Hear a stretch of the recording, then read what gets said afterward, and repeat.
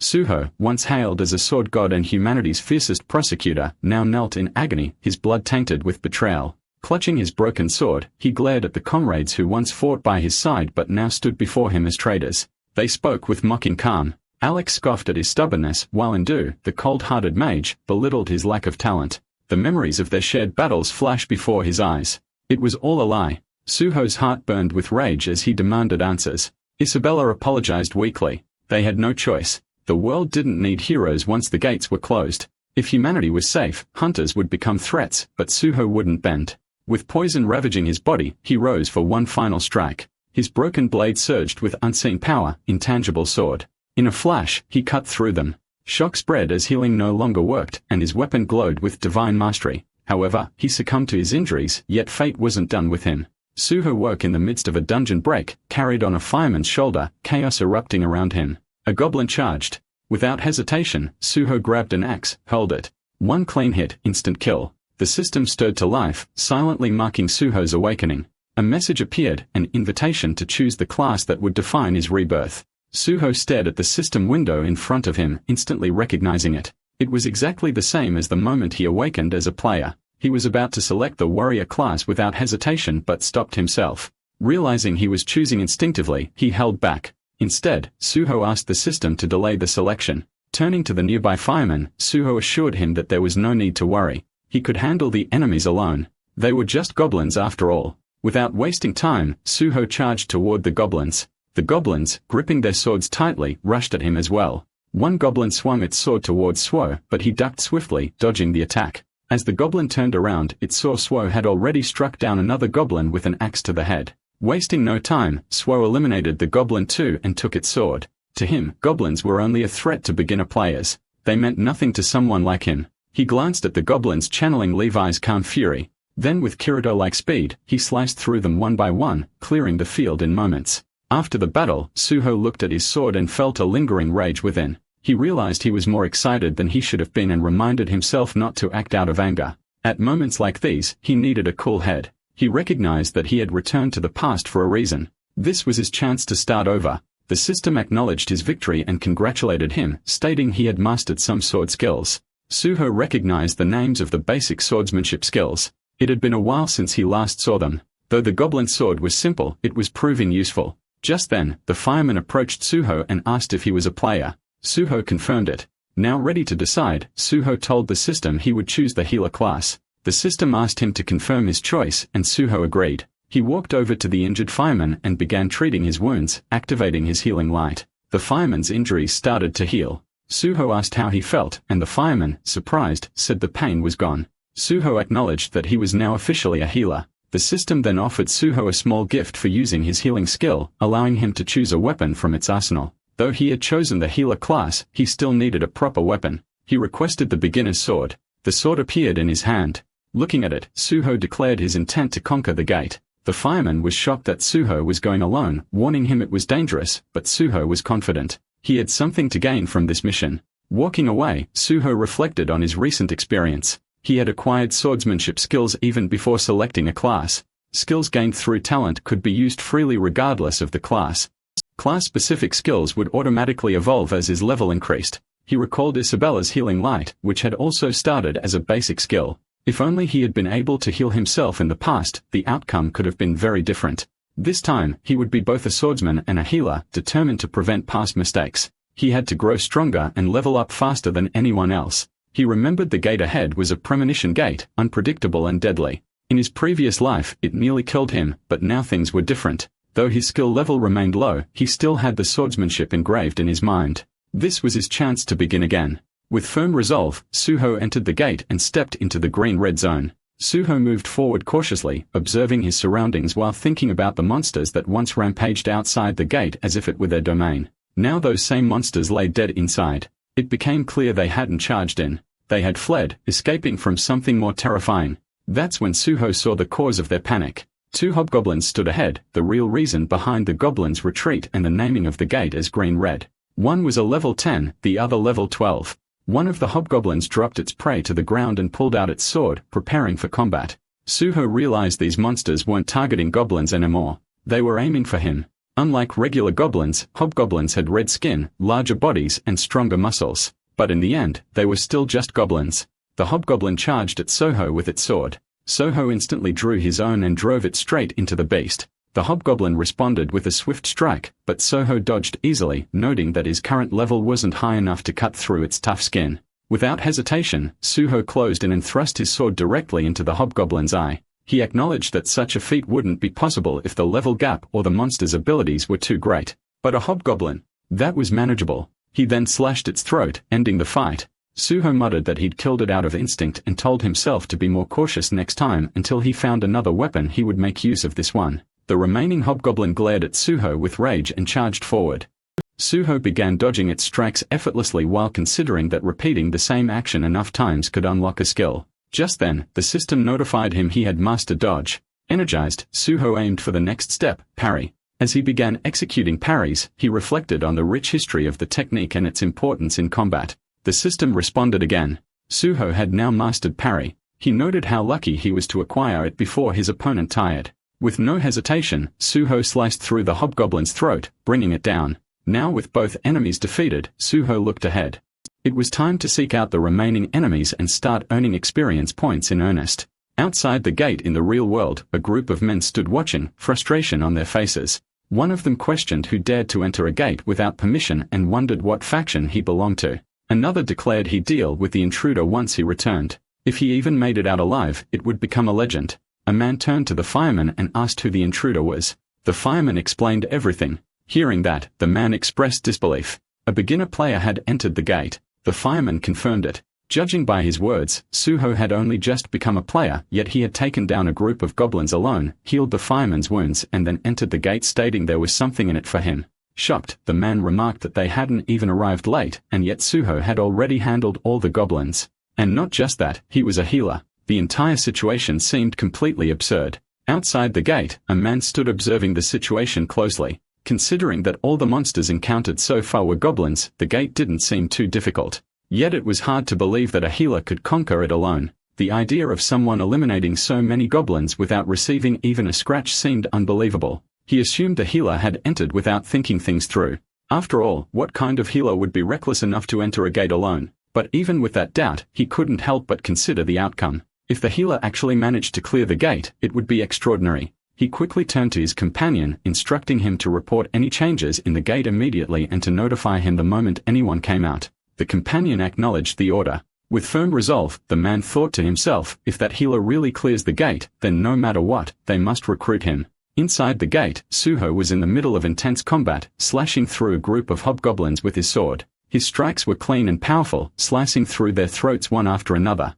One hobgoblin attempted to pick up a fallen weapon from the ground, but Soho struck its hand with a swift kick. The creature froze in fear as it looked up at him. Soho decided to let it flee, hoping it would bring more of its kind. The hobgoblin turned and ran just as Soho had intended, and he welcomed the idea of facing more opponents. With a moment of calm, Soho glanced at his system window. He considered managing his stats while waiting for the next wave. Instead of focusing on a single attribute, he chose to raise all stats evenly. The bonuses he had received and the large number of monsters he had defeated made leveling up easy. By now, he had already acquired most of the basic skills. Turning toward the hobgoblin's corpses, Soho examined one of the bodies and pulled out a magic stone. He hadn't expected to find one, but, fortunately, it was there. Though it wasn't large, the D-grade stone could be sold for 50,001. In the past, he wouldn't have bothered with something so small, but money was tight, and now even the smallest gain mattered. He considered whether he should search more thoroughly. After gathering all the magic stones from the bodies, Soho estimated the total value.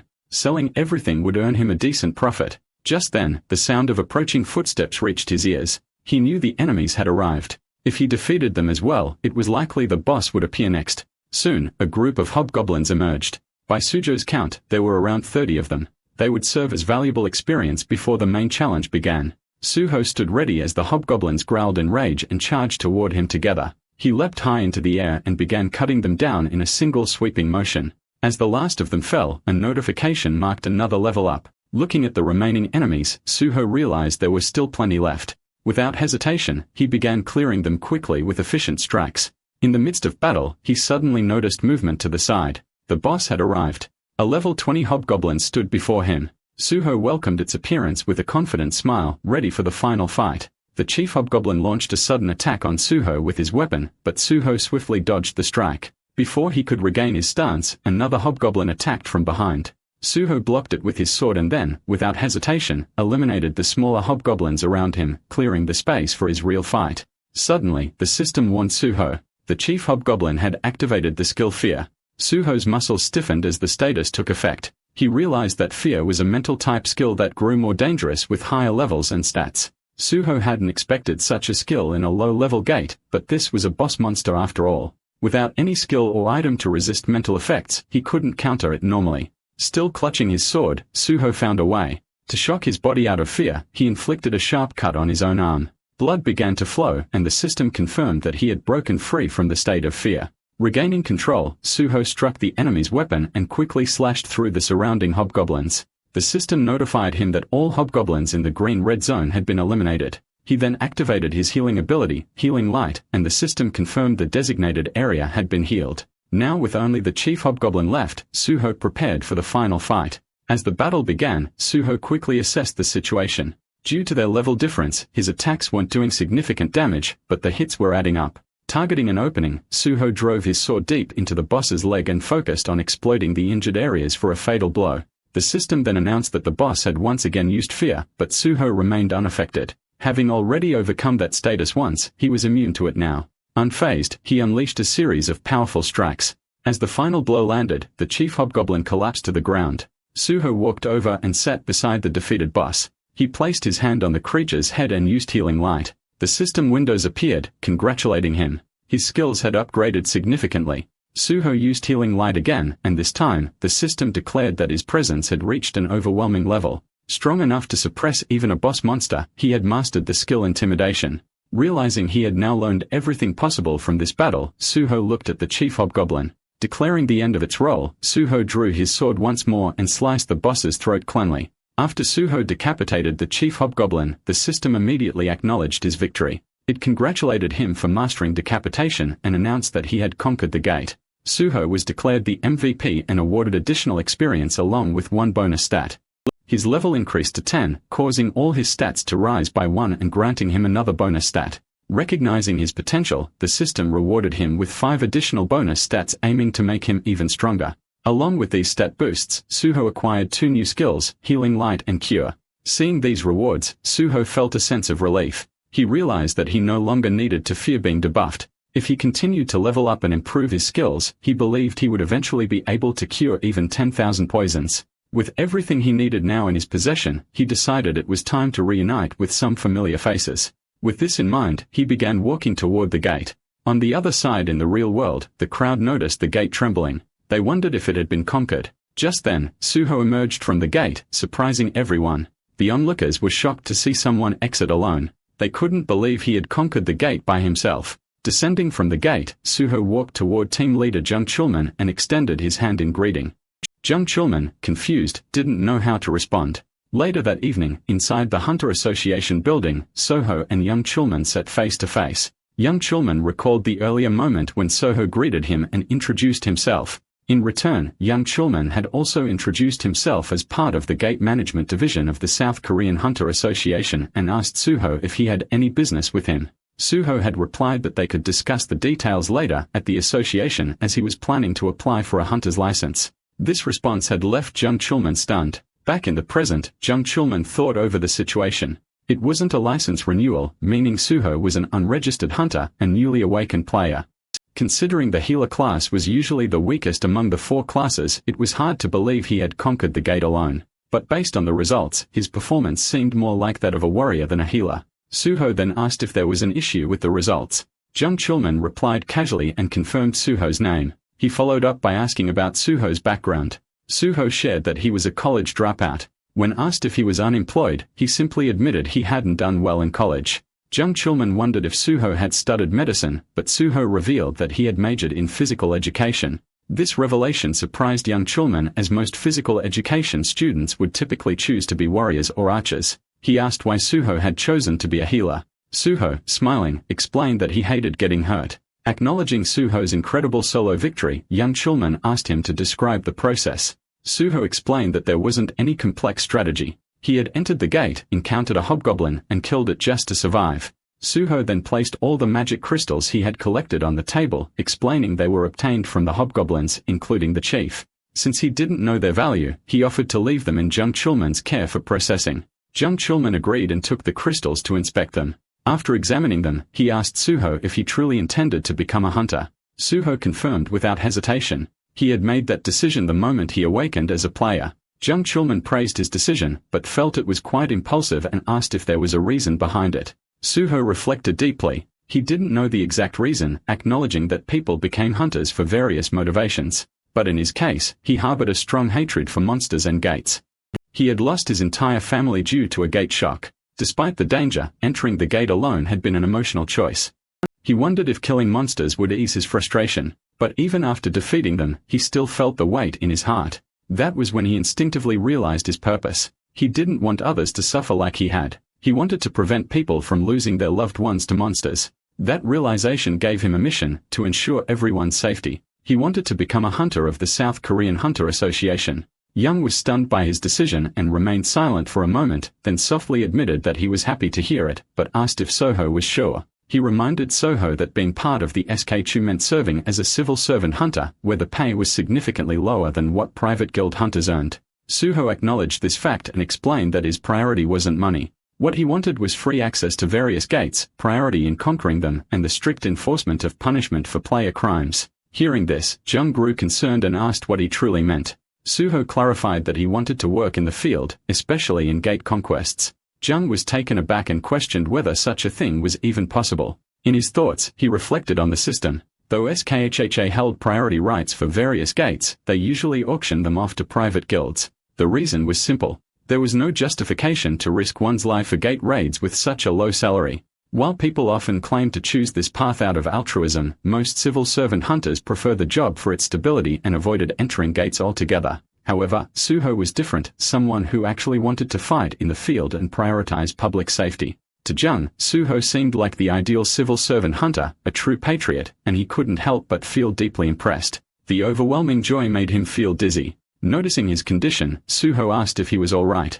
Jung smiled and confirmed he was fine. He then mentioned it had been a long time since he'd met someone like Suho and promised to handle the documentation. He explained the process. Aptitude test, written exam, and practical exam were all required to qualify.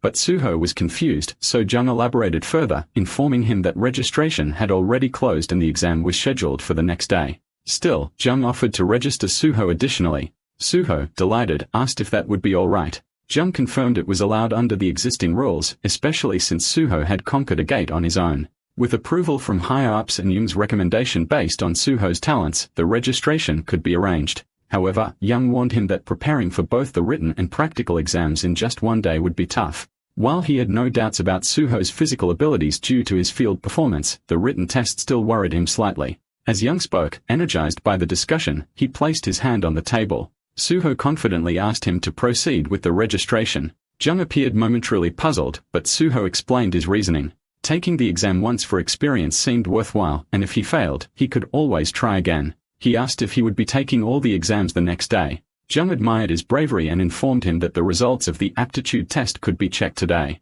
Suho thanked him with a smile but mentioned he didn't have the registration fee. He asked if Jung could handle the payment using the magic crystals. Jung stood up, a little troubled, but agreed to take care of it while checking Suho's aptitude test. Suho, in his mind, thought of the only person he could truly trust, Brother Chulman. Jung picked up one of the magic stones and examined it carefully. Suho, smiling warmly, thanked him again. Later in the evening, Suho was seen eating a burger. Jung approached and informed him that all aptitude tests had been completed and the money from the magic stone had been deposited. He asked Suho to confirm it. As Suho checked his phone, surprised by the amount, Jung explained that civil servant hunters received special tax exemption benefits for magic crystals. Suho was thrilled to know it was duty-free and found it amazing. While Jung was eating, Suho asked for one more favor. Though slightly troubled, Jung asked what it was. Suho had heard that the association had a library with workbooks and reference materials for the test. Since the test was the next day and it was already late, he wanted to cram.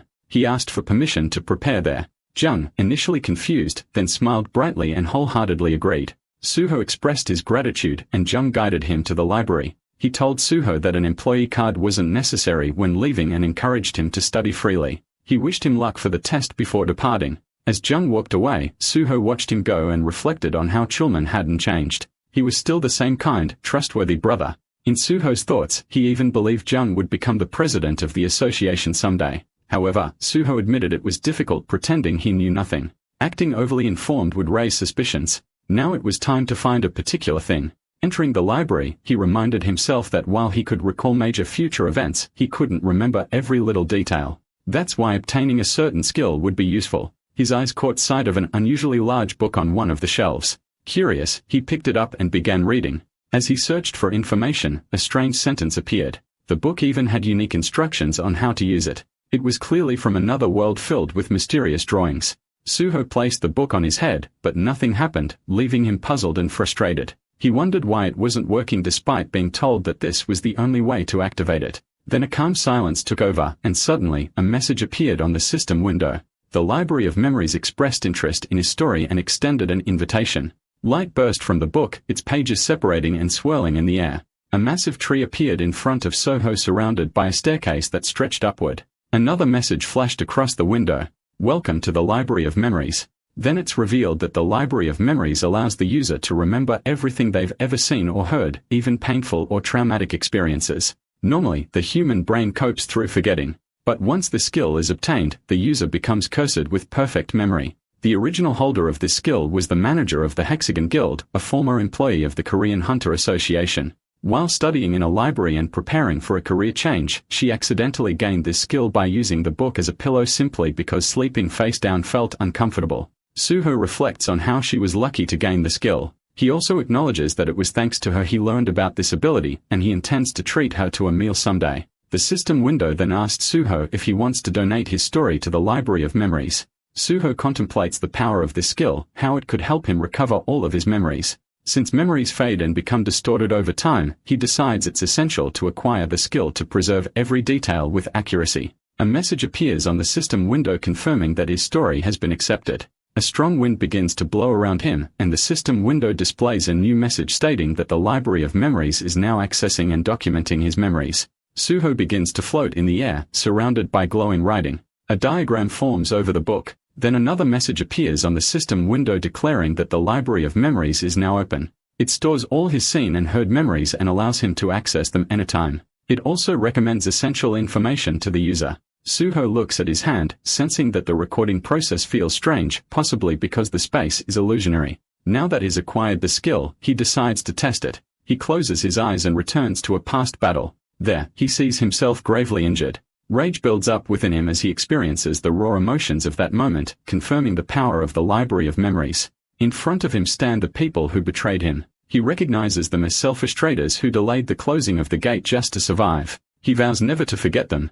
Suho's spirit starts floating among many system windows. He feels disturbed by the memory and regrets not thinking of something else instead. Suddenly, one system window shows a surprising message offering him a chance to become stronger to reach the realm of the transcendent. The system is rebooting for player Suho. Suho is stunned as everything around him returns to normal. He wonders if the system actually sent him back in time. He remembers having reached the unity of the divine sword and acquiring the SS grade skill. But now as to reach transcendence, he's being offered another chance, something unheard of. He realizes this return to the past might not be a coincidence. In the next scene, Suho arrives at a location in a taxi. As he gets out, he reflects on the importance of his return to the past. He now has the chance to stop the tragedies that affected him and suppress the unpredictable gates that caused massive casualties. He resolves to conquer the gates faster than before, knowing that time is precious. He soon reaches a massive building named Nexus. Standing before it, he notes that Nexus is the largest private hunter academy in the country.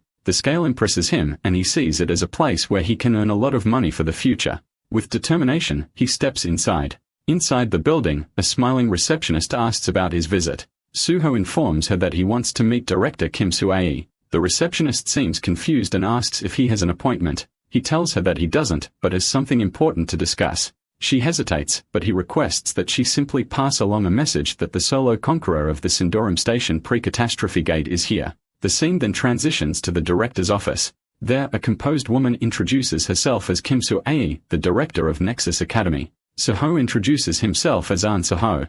Director Kim invites him to sit and acknowledges his feat at the Sundoram Gate. She asks about his purpose at Nexus. Suho explains that he came to request a scholarship. The director is visibly surprised by his request. He confirms his intent and mentions that the hunter license test is scheduled for the next day. He plans to participate as well. Director Kim, still processing everything, asks how long it has been since his awakening. Suho replies that it happened today. This information shocks her even more. She checks her documents, stunned, and repeats the details. An unregistered hunter who awakened today intends to take the license test tomorrow and already solo cleared a catastrophe-level gate. Suho confirms all of it. He explains that thanks to a connection in the Hunter Association, he was able to secure a spot for the exam. His goal is to claim the top position. Hearing his bold statement leaves the director even more astonished. Suho then states his condition. If he passes as the top candidate, he wants the status of a Nexus Scholarship student along with a full scholarship. Suho knew it wasn't easy for a complete rookie to reach the top, but he wasn't a rookie.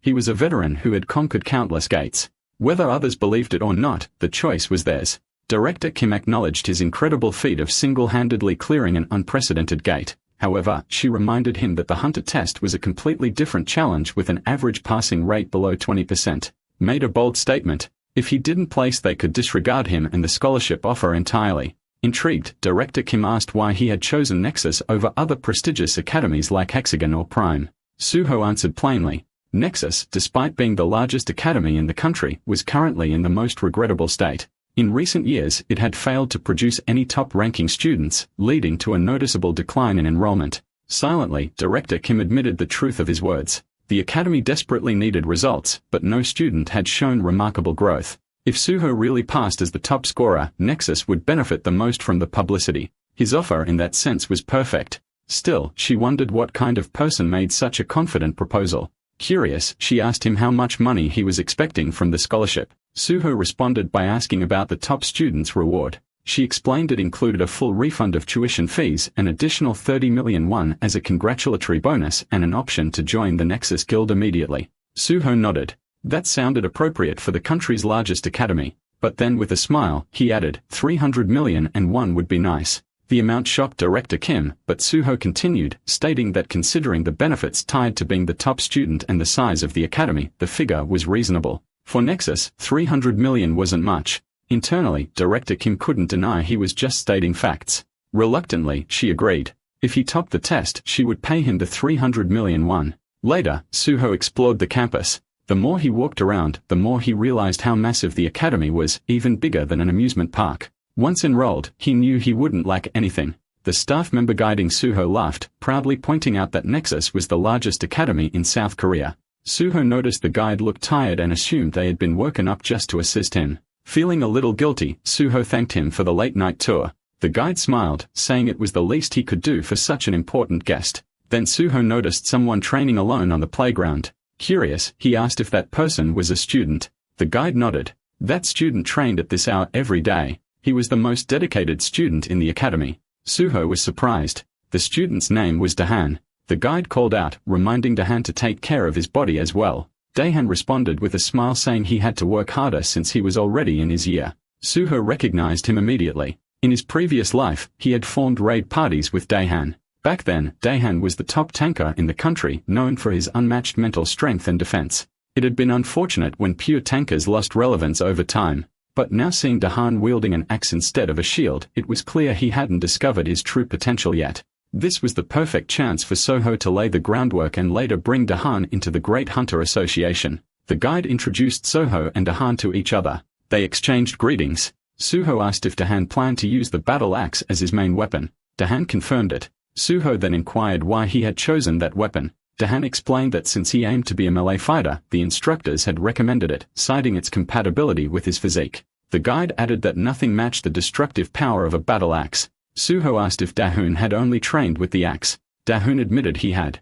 As a slow learner, he thought experimenting with different weapons would take too long. It had taken him 2 years just to become proficient with the battle axe, though he still didn't feel particularly good at it. Suho, analyzing silently, knew the real issue. The axe didn't suit Dahan's natural aptitude. It wasn't perseverance. It was misdirection. If his proficiency hadn't improved early on, he should have switched weapons. It was surprising that the country's top academy overlooked such things. Suho suggested a different approach. Players would receive stat adjustments anyway, so using a weapon that felt right was more important. With the skill correction effect, proficiency would increase faster, but actual combat performance depended on knowledge and experience. In Dihun's case, the battle axe was clearly a poor fit. Though it delivered powerful strikes, its long cooldowns left users vulnerable. And given Dihun's large frame, it was difficult to shield him effectively. Hearing this, Dihun was shocked. He had trained with the axe for 3 years. Suho acknowledged his perseverance but suggested that Dihun's true potential lay in tanking.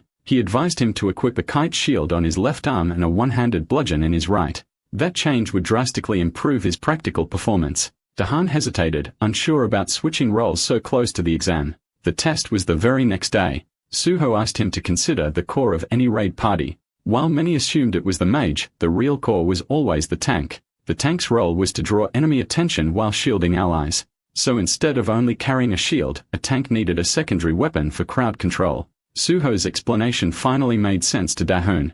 Energized by the advice, Dahun decided to give it a try. Suho was glad he wasn't discouraged and appreciated his quick logical decision-making. Suho wished him good luck. Dahun thanked him and walked off. The guide then explained that director Kim had asked him to give Suho a tour, so he had introduced him as a guest. But now he was curious. Was Suho actually an instructor? He seemed to know a lot about combat and contracts.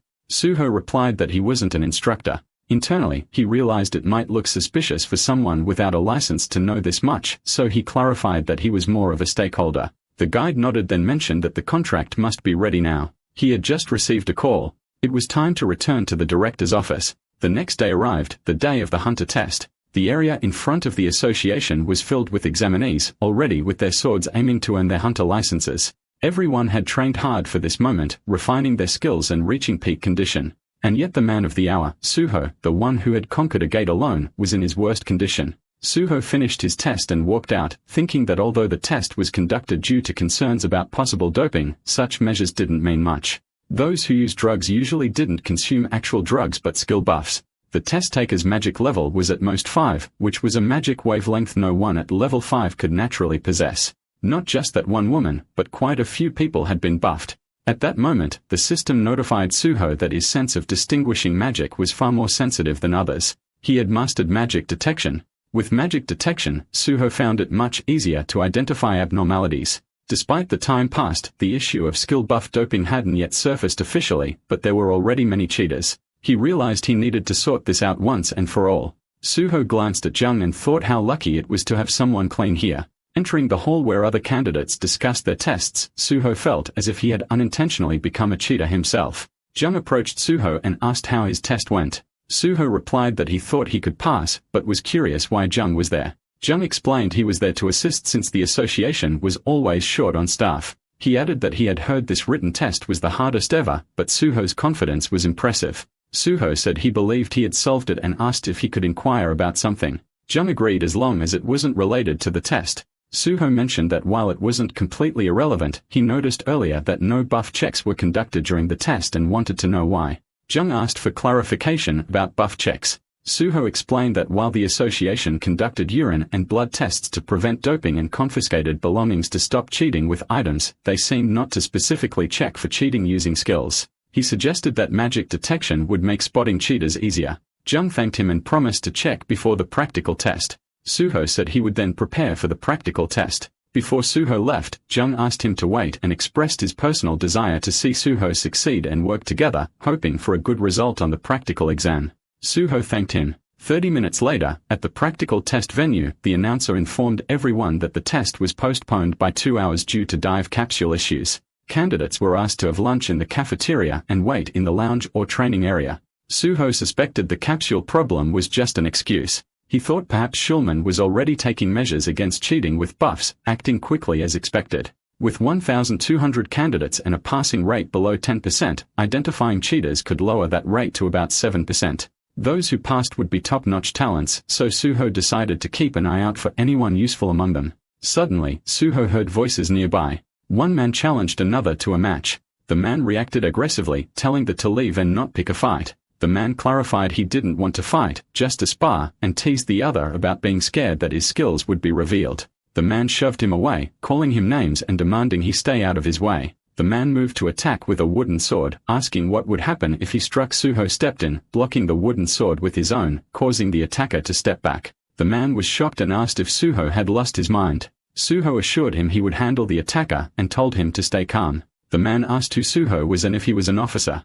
Suho explained he was just another test taker and warned that getting involved with the attacker would lead to trouble, so it was better to leave it to him. The man questioned why Suho was interfering. Suho smiled and introduced himself, suggesting that since the man wanted a sparring partner, he could be that partner. The attacker refused, saying he wouldn't spar with a weak person like Suho. Suho was surprised by the word weak. The attacker claimed Suho just got lucky earlier and told him not to get cocky, ordering him to leave. Suho challenged him, asking if he was scared. The attacker got angry and asked what Suho meant. Suho proposed they test if it was really luck, pointing out that the attacker seemed too scared to try. The attacker accepted the challenge, calling Suho names and saying he was bored of cowardly idiots around him. Suho acknowledged the acceptance and suggested they get the supervisor's approval to spar in the designated arena. Both men entered the sparring arena and faced each other, attracting the attention of many students. The referee reminded them that only training weapons provided by the association were allowed and warned he would stop the match if it got too heated. The match began as the attacker rushed forward to strike. Suho blocked the attack with his wooden sword. The attacker jumped and swung his sword downward, but Suho easily dodged. The attacker was surprised and angry, threatening to tear Suho's mouth apart. Suho stomped on the attacker's wooden sword and mocked his weakness, calling him completely weak. This insult made the attacker furious. Park Yong, the attacker, was introduced as a mad swordsman with an insatiable thirst for power. Known for challenging skilled fighters whenever the opportunity arose, his obsession with strength had turned him into a relentless hunter-killer. Suho, recognizing him, recalled how impressive Park Yong's skills were in their past encounter. Seeing him now as part of the same cohort surprised Suho, who immediately saw the need to prevent him from repeating past mistakes.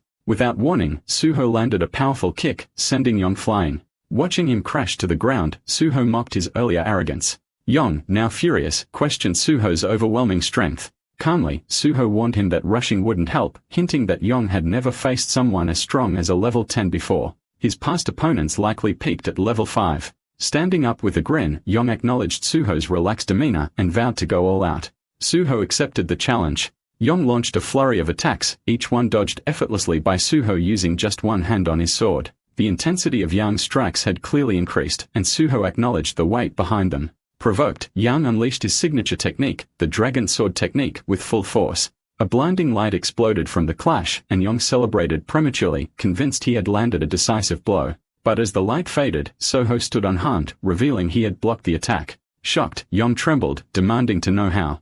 Suho replied with a smirk, pointing out the attack's sluggishness. In truth, Yong had only used a basic version of the technique, not the perfected dragon sword technique. Without a hunter's license, mastering the original form was impossible. Yong, enraged by the humiliation, charged again. Suho continued dodging every strike with ease.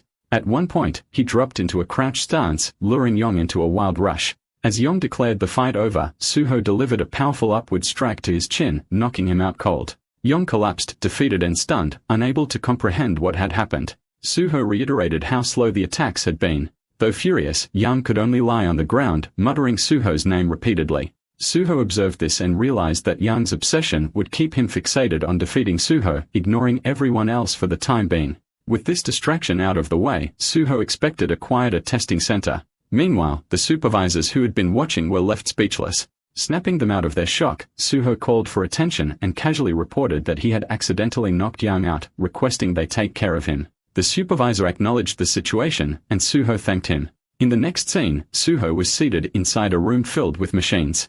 Looking around, he noticed more skilled personnel than before, likely doping inspectors posing as technicians. As the room filled with noise, Suho grew irritated, wishing they would all leave. A technician approached and instructed him to lie down. Suho complied. The technician explained the emergency button function in case of strange sensations during the dive process. Suho confirmed he understood. The system powered up and Suho lay down, cables connecting both sides of his head. A system window displayed the activation of the Hunter Practical Test program. Suho's consciousness was linked and the dive progress steadily increased. 5%, 40%, 77%, until finally reaching 100%. The connection was complete and the Healer Practical Test scenario was launched. Suho opened his eyes in a different world. He immediately sensed the difficulty of the exam, especially given the low pass rate for healers. Ahead of him, he saw injured individuals calling for help and others trapped under debris, including one girl desperately trying to lift a massive stone. Observing the chaotic scene, Suho criticized the Hunter Association for their lack of restraint in setting such an extreme scenario. The experience was already feeling traumatic. As the girl struggled in tears, Soho lifted his shirt and prepared to act, knowing this was why healers were so expensive. The real test was about to begin.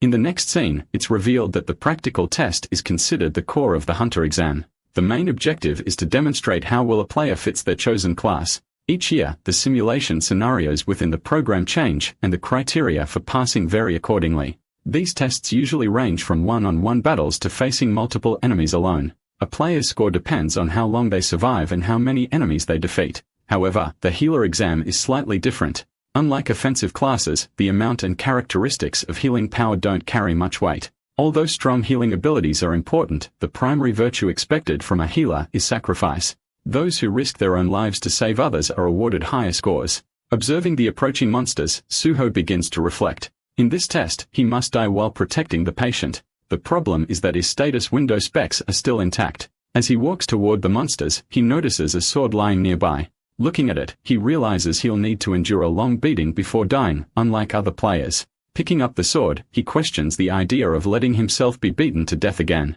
To him, dying once was already enough. Meanwhile, others nearby scream while looking at the monsters calling for help. Suho, however, knows those screams are just illusions. There are only dead bodies surrounding him in reality. He approaches a shocked girl and checks if she's okay. The girl, trembling, warns that the monsters will return and they must run. Suho understands that the mission is to protect her until the end. Offering comfort, he assures her of the rescue team's arrival and promises to protect her until then.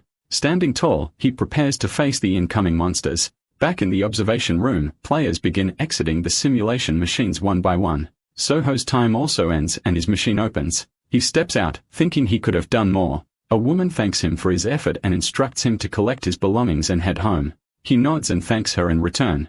The woman then approaches another machine, examining its screen, which shows the details of an examinee. Kang Jin Young, Archer class, with a recorded time of 9 minutes and 4 seconds. She notes how this season's scores are particularly low due to the test's difficulty. Curious, she asks Director Shin how long Suho was inside the simulation. He replies, 30 minutes. Shocked, she repeats the number in disbelief, realizing it wasn't 15 but a full 30 minutes. Director Shin confirms it again. Rushing to Suho's machine, she confirms the display herself. 30 minutes. Surprised, she wonders if Suho is a warrior. Director Shin corrects her saying he's a healer.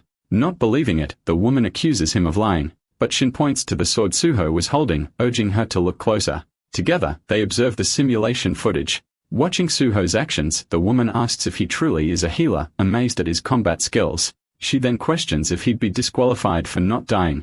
Director Shin explains there's no reason to disqualify him. The test purpose is for the healer to protect the patient until the end. She agrees, acknowledging the logic. Shin elaborates further. Suho is fulfilling all conditions without abandoning the patient. He fights while staying close and healing the patient periodically. Suho is risking his life to protect her. As long as all conditions are met, there's no reason for disqualification. Hearing this, the woman concludes that the top performer of this exam has already been decided. Meanwhile, Suho continues his fight inside the simulation. With incredible skill, he slices all the monsters into pieces in a single strike. Despite his victory, Suho thinks it's not enough and he needs to be faster. More monsters appear, and he eliminates them one by one, showing relentless determination. Eventually, he finishes them all. A system window appears with a message. Your level of understanding of the skill footplay is very high. Congratulations. You have mastered footplay B. Suho reads the message, realizing that even though this is a virtual reality, as long as it's based on Earth, the system can still track his movements.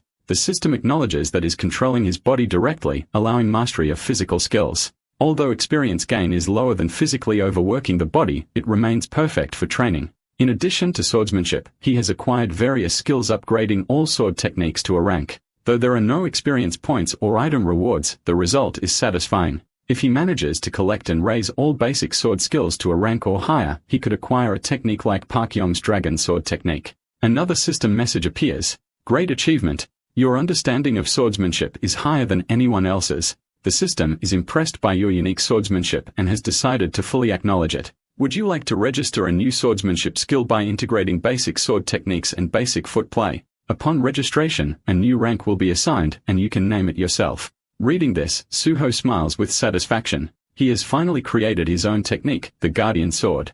Suho stood before the system window as a message appeared, asking if Guardian Sword was the correct name for the newly created swordsmanship skill. He confirmed it. Instantly, a new message followed, congratulating him for his supreme mastery and recognizing the creation of a new unique swordsmanship skill. The system announced that he had created the Guardian Sword skill. This boosted the effects of all existing swordsmanship and footwork skills by 50%. As a reward for this great achievement, the system granted him 10 bonus stat points and expressed hope that he would continue down the path of the sword. A final message confirmed the granting of sword mastery a privilege reserved for those with profound understanding of swordsmanship. This lifted all restrictions on acquiring and using sword skills, enhanced all sword-related abilities by another 50%, and removed limitations on sword usage. Suho reflected silently. In his previous life, this level of mastery had taken over a decade to achieve.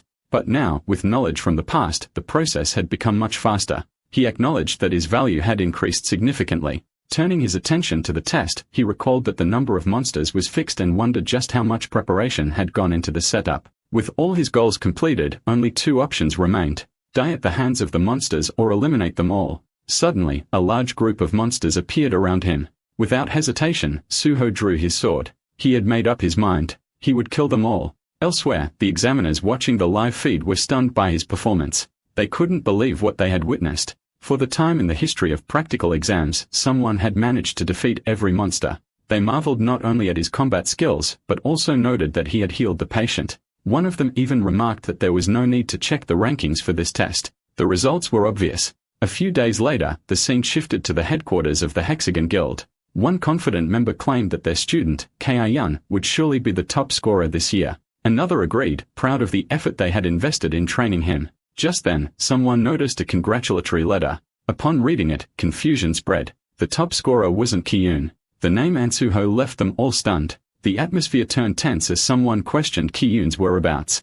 At that moment, the guildmaster received a call, and the scene transitioned again. Suho was now on a call with team leader Jung. The team leader apologized for the delayed congratulations due to being busy, but praised Suho for passing with the top score. He expressed his surprise at Suho's consistent performance. Suho humbly responded, attributing his success to the team leader who quickly deflected the praise, insisting that Suho's abilities were solely responsible. He also mentioned that Suho's performance had helped uncover numerous cheaters involved in skill doping. This would lead to stricter regulations in future exams, which he considered a positive change. Then the team leader cautiously brought up a question, whether Suho was still interested in joining the Great Hunter Association. Suho affirmed that although he might stay with the guild for a while, his ultimate goal was unchanged. He would definitely join the Great Hunter Association. The team leader appreciated his response and promised to contact him once the recruitment or test schedule was announced. Suho agreed with a smile. As they ended the call, the team leader reminded him to have lunch and take care of his health.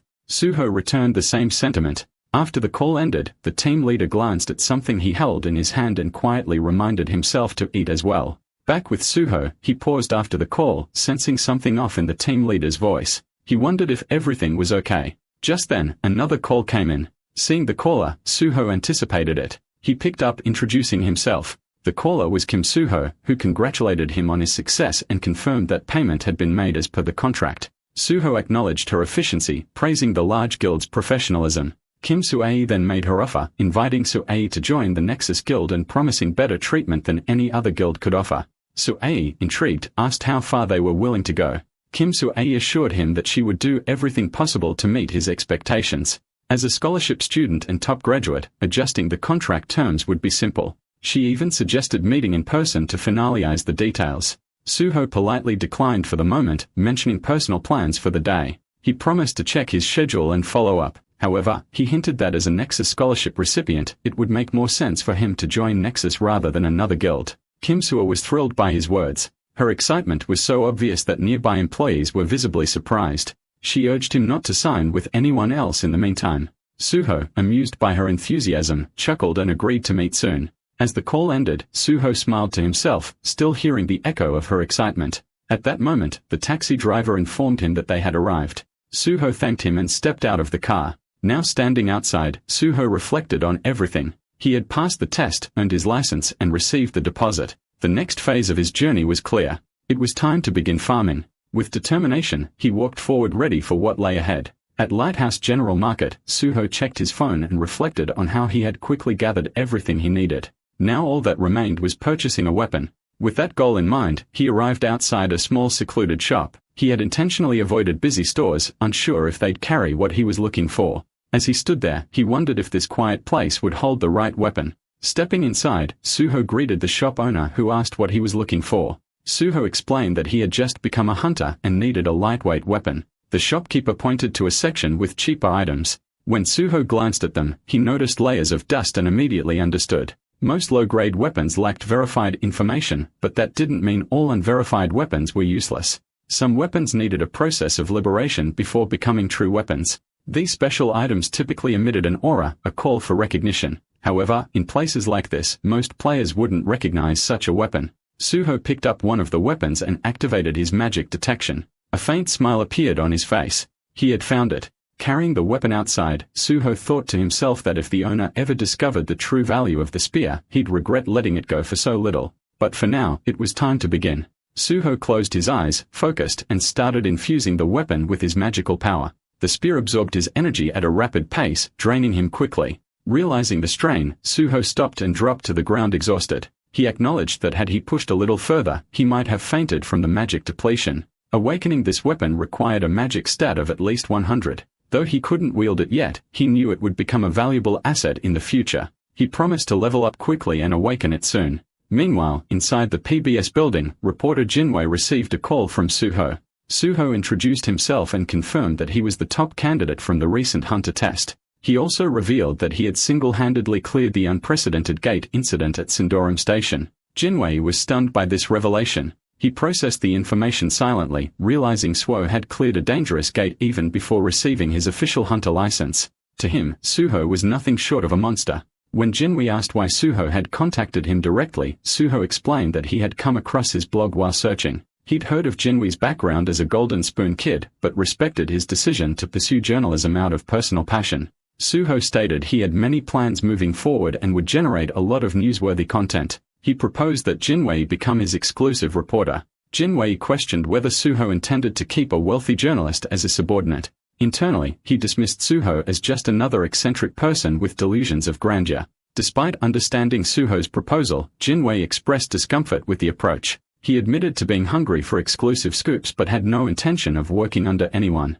Suho clarified that he wasn't seeking a subordinate but a great partner. Jinwei responded bluntly, pointing out that Suho's attempt seemed like a trick to boost his value before joining a guild. Suho admitted it wasn't entirely false. He wasn't doing it to raise his value, but rather to gain fame. His goal was to become a civil servant. Jinwei was surprised and asked if Suho meant joining the Hunter Association. He found the idea of seeking fame to become a public servant hunter ridiculous, but Suho stood firm. He intended to join the Hunter Association and work in the field. This led Jinwei to question Suho's background. He wondered if Suho was one of those privileged kids treating work as a hobby. Suho explained that he was a gate orphan. That history drove his interest in public service and defined his life's purpose, conquering gates. As Jinwei glanced at his laptop, he questioned whether Suho was serious. There were too many oddballs these days to keep track of. But in the end, he figured it didn't really matter. Jinwei acknowledged Suho's perspective but declined the offer to become his exclusive reporter. He preferred to write the stories he chose. Suho, undeterred, suggested a bet. Jinwei asked what kind of bet. Suho said he wanted to earn Jinwei's trust by proving his strength as a hunter. He revealed his plan to conquer the Tower of Challenge alone that very day. Jinwei was shocked. The Tower of Challenge was considered impossible to clear even with a party. Attempting it solo sounded insane, but Suho believed his actions would be enough to gain Jinwei's trust. And if he succeeded, he asked that Jinwei agreed to become his exclusive and personal reporter. Suho reflects on a top-player broadcaster, a PBS reporter named Jinwei. Known for his pride and wealthy background, Jinwei built his fame as a reporter who never accepted requests. In Suho's previous life, they had collaborated many times due to Jinwei's exceptional reporting and his rare ability to sway public opinion. However, his overwhelming talent made him a threat in the eyes of others. Like a sharp thorn, Jinwei became entangled in factional conflicts, leading to his early retirement and eventual disappearance. Suho silently vows not to let Jinwei vanish like that again. On a call, Suho proposes a deal. If he succeeds in conquering the Tower of Challenge alone, Jinwei must become his exclusive and personal reporter. Though surprised, Jinwei agrees. If Suho really does clear the tower solo, he promises to support him with everything he has as a reporter. The call ends with Suho confidently stating that is getting started. After the call, Jinhui grows irritated, feeling that Suho is driving him crazy. He ponders over Suho's unexpected request, confused by its suddenness. Although annoyed, he doesn't entirely dislike it. The proposal feels sincere, and Suho doesn't come off as a scammer. Frustrated yet intrigued, Jinhui admits to himself that he's really going crazy. He brushes it off, thinking it's a gamble with no downside. If true, great. If not, so be it. The scene shifts to the Tower of Challenge. Suho stands before the entrance, showing his hunter license to the gatekeeper. The man notices Suho is alone and warns him that while solo entry is allowed, it's risky. Based on Suho's license number, it appears he just passed his test. The gatekeeper advises forming a party since casualties are common even on lower levels, but Suho prefers to go alone. The man accepts his decision, mentions the 70,001 fee, and informs Suho to pay upon receiving the invoice. Suho thanks him. As he enters, the gatekeeper yells for him to be cautious and retreat if it gets too dangerous. Suho acknowledges the concern with a nod. Walking inside, Suho reflects on the Tower of Challenge, widely known as a training ground for players below level 20. It's a public gate maintained by the government designed for self-development. Since his level reset, there's no better place for him to start. He opens the door and steps in. Instantly, the system announces his entry into the Tower of Challenge. It informs him that he can forfeit any time, and the moment he declares withdrawal, he'll be teleported back to the entrance. With that, Suho summons his sword as the system signals the beginning of the first floor challenge. A slime monster appears and attacks Suho. While fighting, Suho observes its large size and speed, which initially caught him off guard. Although it's a level 1 monster with nearly no damage output, getting entangled with problematic. He decides to finish it quickly before it drags him around. Driving his sword into the slime, he destroys its core. He realizes the monster can multiply, an annoying trait. Split cores can regenerate into several weaker versions. And while there are limits, they still pose a risk. This regeneration is why party play is highly recommended in the tower as monsters appear in groups on most floors. Suho begins eliminating the multiplying slimes. He jumps high, stabbing one slime midair, then throws his sword to kill another. As he falls, a slime lashes at him with its tentacles. Suho grabs the tentacle mid-fall, saving himself from hitting the ground. Holding on, he smirks and uses the grip to launch himself up. Slashing through the tentacles with precision, he clears the remaining enemies. The system notifies him that he has conquered the first floor and asks if he wishes to proceed. Suho looks upward, determined. With 48 floors remaining, there's no time to rest. The system then signals the start of the second floor challenge. Suho reflects on the Tower of Challenge, recalling that the highest official record from his past life reached the 48th floor. Currently, the record stands at the 29th floor. Both were achieved through party play. The tower is typically challenged in groups with the number of participants determining the difficulty. As the group size increases, the experience gain decreases, but it's safer to progress together. To aim for the highest records, the usual method involves forming a party of level 20 hunters. With these thoughts, Suho clears the 18th floor. Looking up, he considers that he doesn't really need to follow that standard method. Without hesitation, he accepts the challenge for the floor, triggering the next stage of the tower. This floor is different from the previous ones. Instead of multiple enemies, it contains a single powerful monster. While this means it's strong, the advantage is clear. Defeating one enemy is enough to clear the stage. As soon as the monster appears, Suho strikes with his sword and defeats it in a single blow. The system announces the completion of the and offers the option to proceed to the Suho chooses to wait, placing the challenge on hold. Approaching the monster's body, Suho observes an unusual trait of the 19th floor. Unlike other defeated monsters that disappear instantly, the red gain remains. This is a deliberate hint from the tower. There's something to be gained from it. Suho collects an item from its remains, recognizing that it cannot be used on its own but holds a specific purpose. Activating his magic detection ability, Suho locates a hidden space tied to the red gain. He discovers the red gain's hidden den, which turns out to be the subspace fortress of Fortress King Jongpyeon. This subspace is unique compared to others formed using items. The key distinction is its ability to allow living beings to enter and exit freely. Inside, Suho finds himself in a place that resembles a cave. A glowing object appears before him, and the system notifies that the fortress's previous owner is dead. Suho is asked if he will take ownership. He accepts and grabs the glowing object, which begins to merge into his body. The system confirms that Suho has become the new owner of the subspace fortress and has mastered its functions. It is now permanently bound to him as a skill rather than an item. Immediately, the system explains that the fortress's form changes depending on the user's magical power. The space begins reconstructing itself. What was once a cave transforms into a well-furnished room.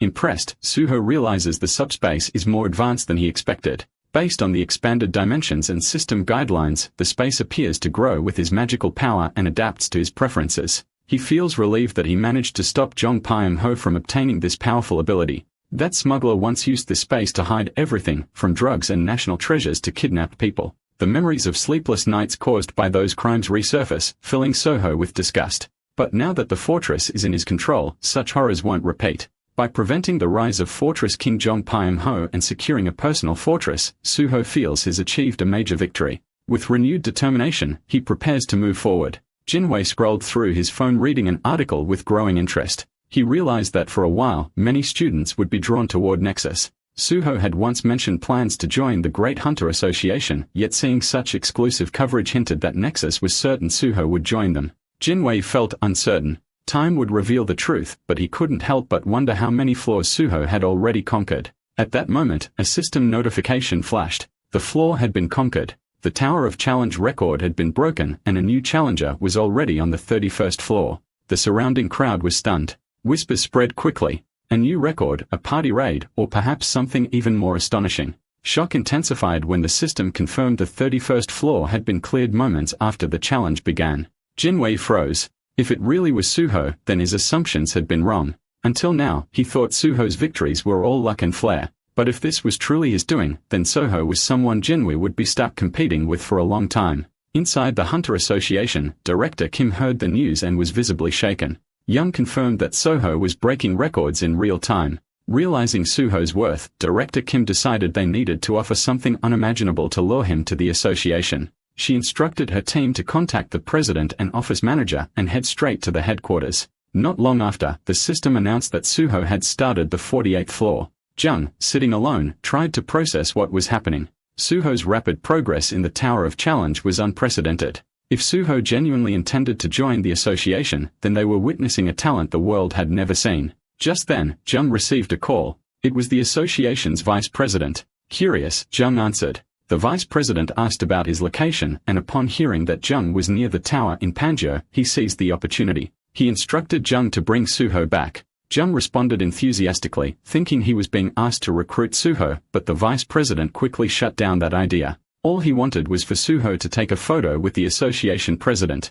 With that, he ended the call, leaving Jung stunned and disappointed. He thought bitterly about how people in power were the reason the public viewed them as corrupt and inefficient. In his opinion, only hunters should be chosen as association executives. Looking at the tower, Jung began wondering what excuse he could use to bring Suho in. Inside the tower, Suho conquered the 48th floor, updating the Tower of Challenge record once again. Fatigue weighed on him, and he wondered when this ordeal would finally end. Constantly running was wearing him out, but a glance at his status window lifted his spirits. Reaching level 39 felt rewarding, and gaining 5 bonus stat points with every record broken was overwhelming in the best way. With full knowledge of the system, it felt like he was raising a secondary character in a game, an experience that was oddly fun. With stat distribution complete, he was ready to face the final floor. The 40-floor challenge began, and a crystal in front of Suho started to glow. From it emerged the final monster. Suho stood before the master of the tower, a level 49 tower dragon. Seeing the dragon, he acknowledged how unbalanced this opponent was. Even without pure blood traits, being a dragonborn made it terrifyingly powerful. It made Suho wonder if this floor was ever meant to be cleared. Despite the odds, Suho knew why he had come. He wasn't here to hesitate. With unwavering resolve, he gripped his sword and charged forward to take down the final boss.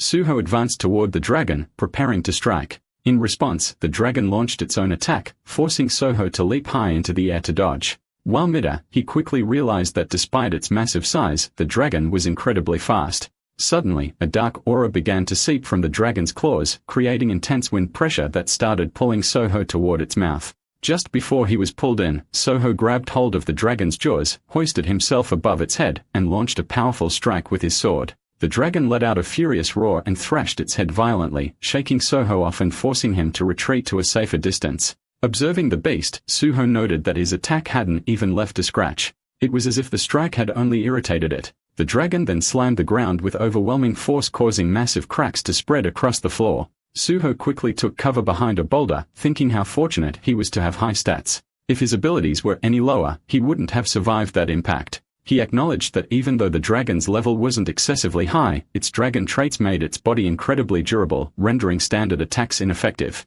Realizing this, he decided to look for its weak spot, the reverse scale, which if hit could deal critical damage. Since the dragon wasn't at level 100, it was likely unable to completely hide the reverse scale. Scanning its body, Suho finally spotted the vulnerable point on the dragon's tail. Wasting no time, he dashed forward and delivered a fierce blow to the stone-like scale. The dragon reeled in pain, and the system announced that the tower dragon had become enraged after its weak spot was struck. Suho kept his sword embedded in the reverse scale, recognizing that the battle wouldn't end easily. The longer it dragged on, the more dangerous it would become. He needed to destroy the scale quickly. Channeling more strength, Suho pushed the blade deeper. Enraged, the dragon activated its fear-inducing power. Suho's body began to stiffen, and he entered a state of hallucination as the system confirmed he had succumbed to fear. In an attempt to resist, Suho activated his cure skill, but the system indicated that the high-level fear could not be cancelled. As the dragon shrieked in fury, it swung its tail violently toward the wall, ready to slam Suho against it.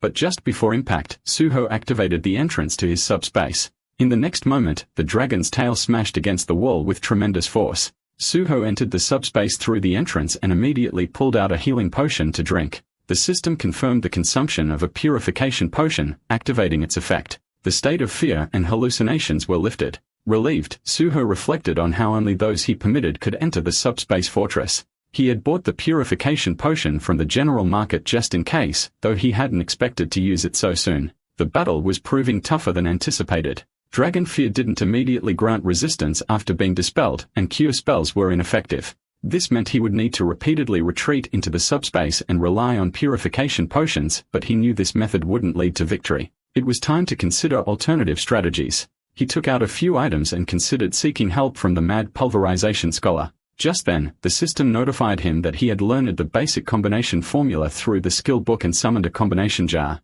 Suho understood that a combination recipe with an absolute formula would always succeed even if it was a basic one. The items, often dismissed as junk, held hidden value the world had yet to recognize. The system then confirmed each item placed into the combination jar: the unknown thief's socks, the unknown minstrel's instrument, and the unknown cleaner's broom. The combining process began. Suho noted that if he weren't a pulverization scholar, he would never have discovered this in his lifetime. The process concluded successfully. The system announced that a rare treasure had been created from the lowest level formula. It was a ring named Mumu. The system awarded him 10 bonus stats for accomplishing a great achievement. Suho realized that successfully combining a EVA item granted bonus stats. His intention behind combining the EVA S+ grade item was solely to obtain those stats. Once again, he recognized the immense privileges of being a regressor.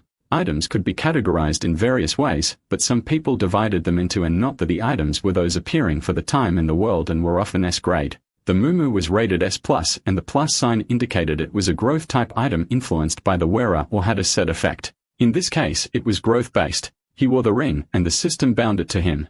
Suho reflected that this was his time equipping the S+ Mumu. In his previous life, he had failed to obtain it because the mad pulverization scholar had already discovered it. That scholar's discovery had led to the Mumu formula becoming public, but in this life, Suho managed to claim it with the bonus stats in hand. He decided it was time to awaken a certain item. Opening his status window, he allocated 4 points into his magic stat. This brought the total to 100. The system congratulated him, confirming that his magic stat had leveled up to red. It was the time he had reached a red stat while still below level 50, proving that his growth this time was unusually fast. Initially, he had expected it would take a long time to reach purple, but at this pace, it seemed achievable in no time. The color system upgraded at every 100 points, and purple required 700. There was still a long way to go, but now he was confident he could aim for a level beyond purple. With stat distribution complete, Suho summoned his old spear and began supplying it with magical power. As the process progressed, he noted its massive absorption capacity. The reaction began. He just needed a little more. The system confirmed that enough magic power had been supplied. Then it congratulated Suho for completing the awakening process and began updating the item information. He had now obtained the Shadow Spear. With the Shadow Spear in hand, Suho prepared himself. Round 2 was about to begin. The system revealed the truth about the Shadow Spear, one of the Shadow Lord's treasures crafted from the bones of a shadow beast. It recognized its awakener as its rightful owner. With the Shadow Summon ability, the spear could be drawn from the user's shadow at any time. If damaged, it could be restored through shadow regeneration as long as both shadow and magic power were present. Suho reflected on the significance of this weapon. If Jong possessed the subspace fortress, then the Shadow Lord, a monarch of spirits, held the Shadow Spear. The spear's description directly identified him as the Shadow Lord, hinting at the possibility of a real Shadow Lord existing somewhere within the gate, a known fragment of the other world. This monarch, armed with the spear, rose in infamy just like Jong Ho, becoming a notorious criminal. Suho felt fortunate to have obtained the weapon before it fell into the wrong hands. Now it was time to test it. He summoned the Shadow Spear into his hand. The utility of Shadow Summon was immediately apparent. As round 2 began, he realized he couldn't attack from inside the subspace fortress since it lacked offensive capabilities. He needed to exit and strike the Tower Dragon's reverse scale while it still slept. Suho stepped out of the subspace and climbed onto a rocky ledge. From there, he spotted the Tower Dragon resting. He raised the Shadow Spear and launched it directly at the stone embedded in the dragon's tail. The spear pierced through cleanly, causing immense pain. In response, Suho leapt from the ledge. The system announced that the Tower Dragon was now enraged after its weak spot had been attacked. It released a wave of dragon fear, but Suho immediately activated the subspace fortress and retreated inside just before the effect could reach him. Since he hadn't taken the fear directly, no status effects were inflicted. His hit-and-run strategy continued. He struck repeatedly and retreated quickly, determined to wear the creature down.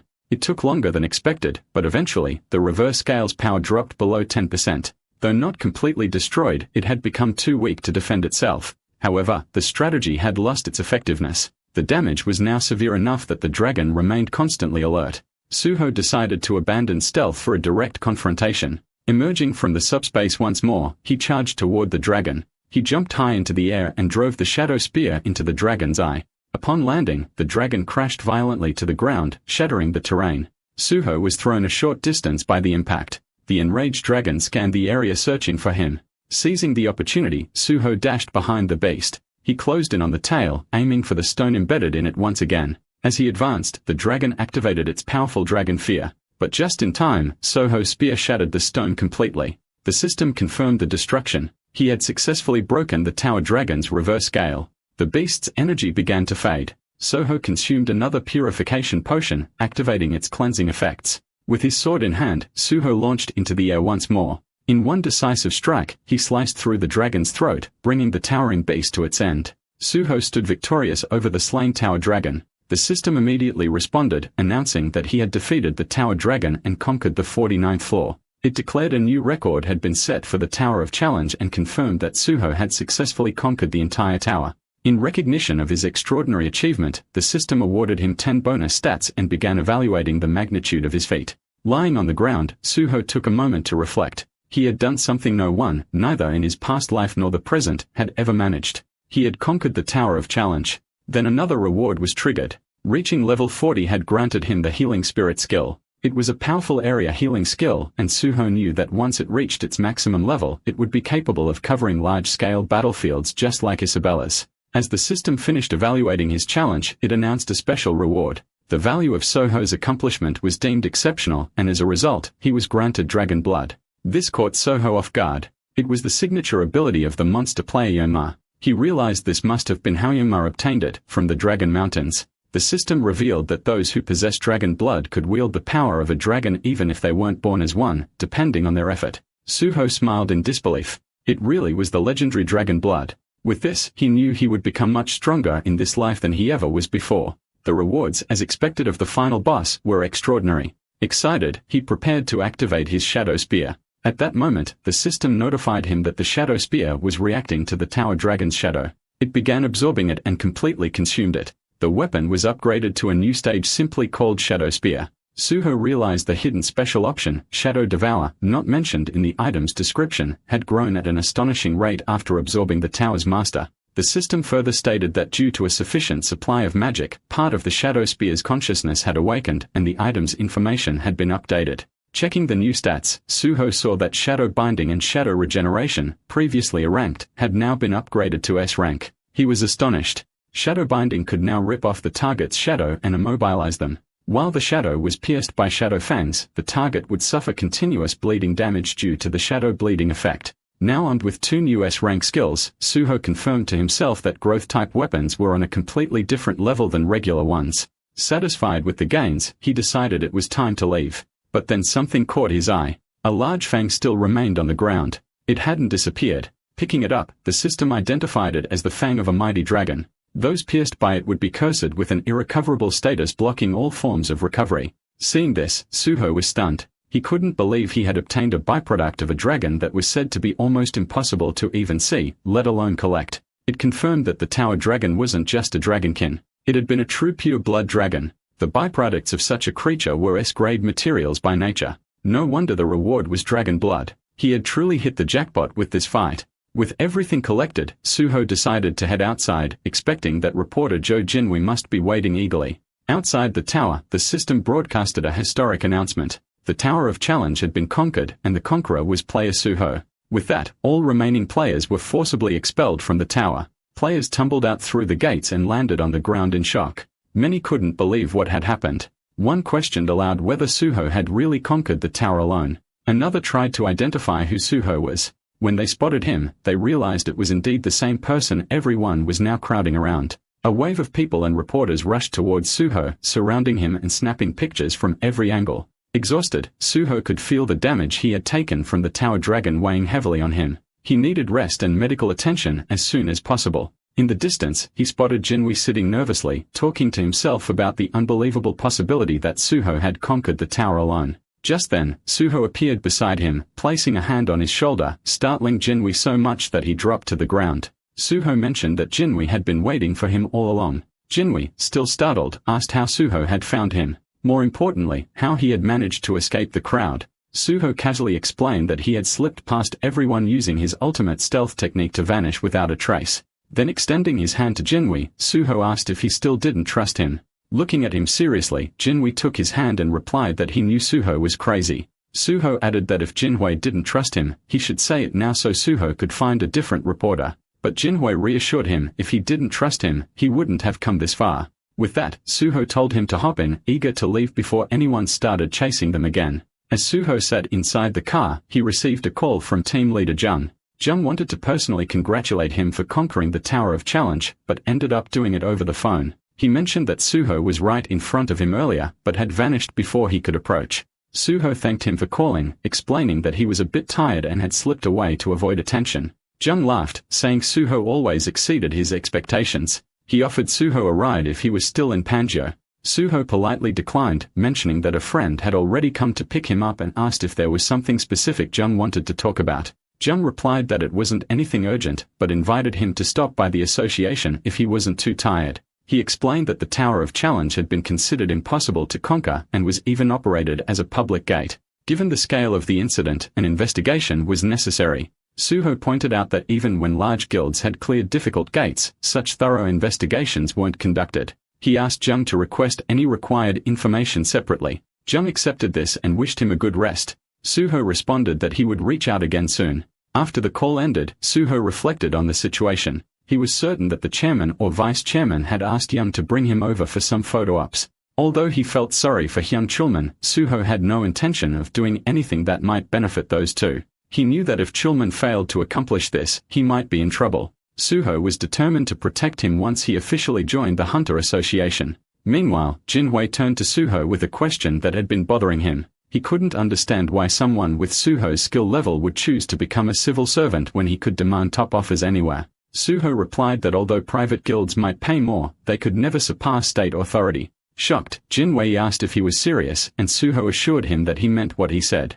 Jinwei argued that private guilds had more fame and power. Suho acknowledged that while they did have the power to stage a coup, such achievements would be temporary. Right now, their value was highest as heroes in the eyes of the public. Jinwei agreed, noting that if players seized power by force, they would only inspire fear among people. Suho explained his real motive. He genuinely wished for the gates to disappear, but he also knew an individual couldn't resolve the crisis alone. Affiliations were essential, and he believed the government was the best choice. Jinwei understood that Suho would have priority during raids and acknowledged that no one among the players he knew had Suho's sense of duty and impact.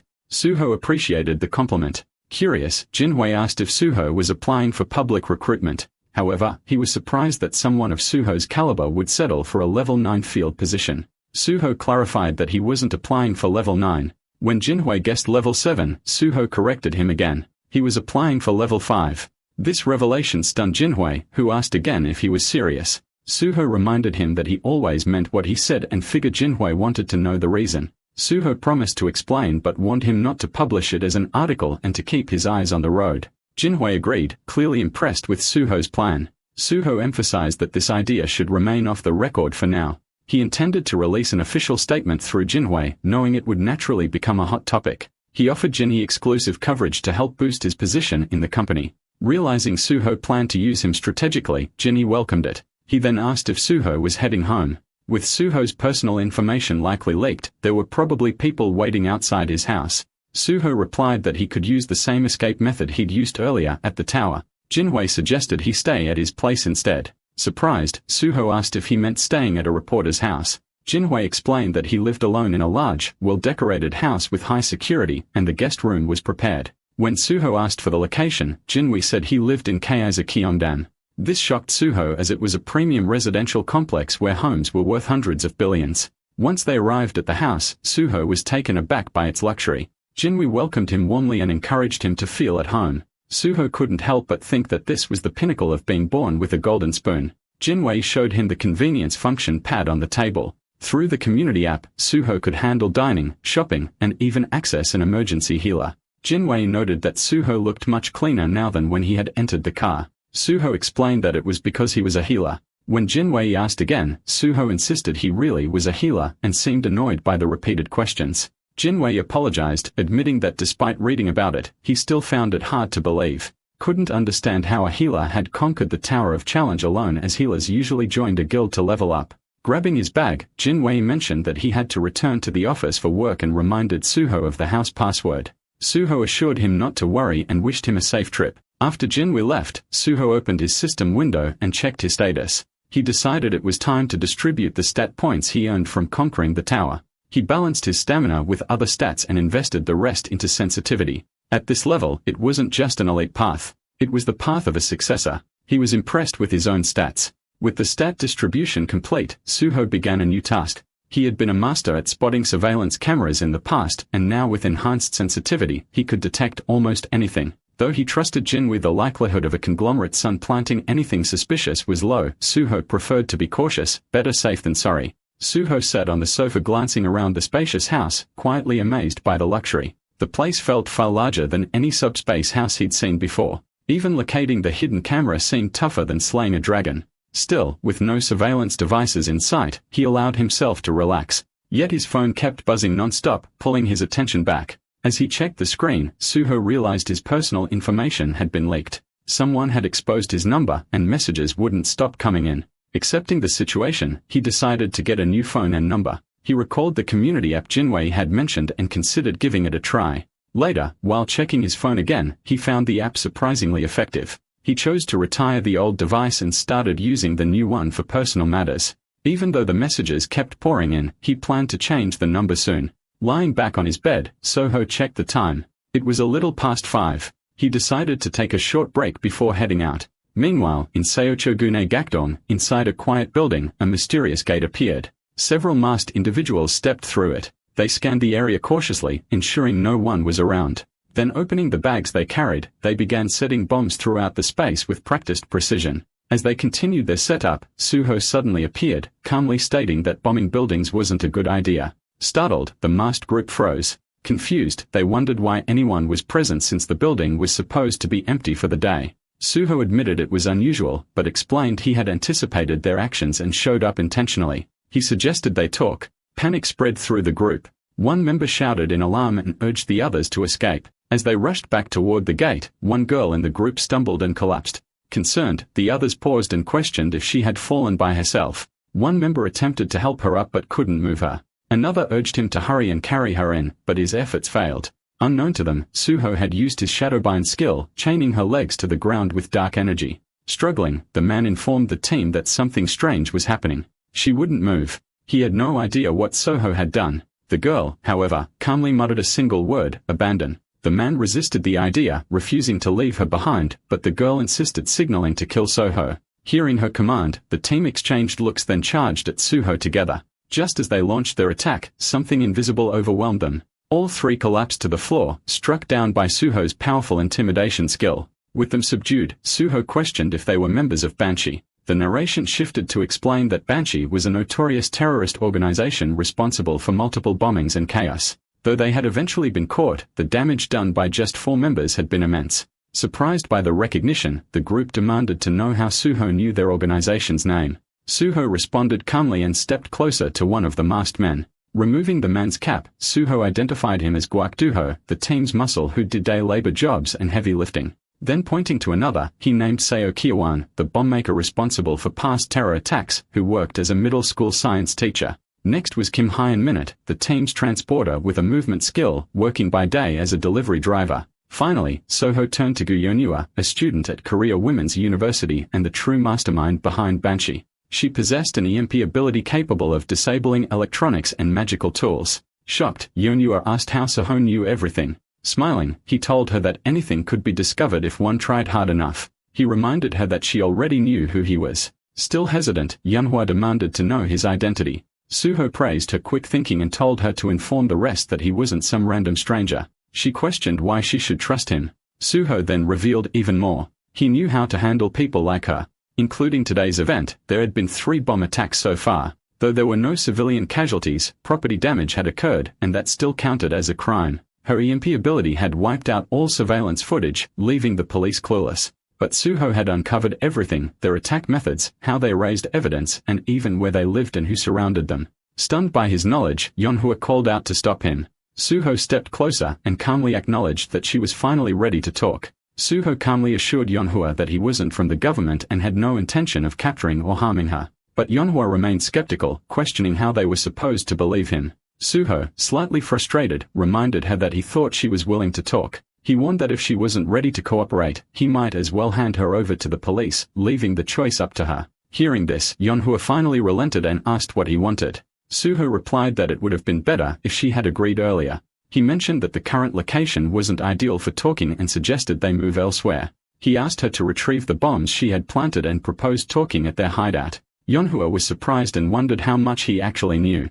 Suho then turned to Hyamin and asked if he could move now, requesting him to open the door as they couldn't just take a taxi to the destination. Once inside the hideout, Suho told everyone to make themselves comfortable. He pointed out that since it was their space, they could relax and remove their masks, but Yeonhwa declined, saying they were comfortable as they were. Suho's tone grew firm as he insisted they remove their masks. In response, Yeonhwa pulled off a mask and claimed it was only because the air had suddenly become stuffy, not because he told them to. She quickly shifted the focus, demanding to know how he knew who they were and why he had approached them. After all, his reputation was tied to conquering gates. Suho, smiling, admitted that her questions were so many he didn't know where to begin. He explained that he used his personal skills to find them and uncover their secrets. Just like them, he too possessed skills he kept hidden.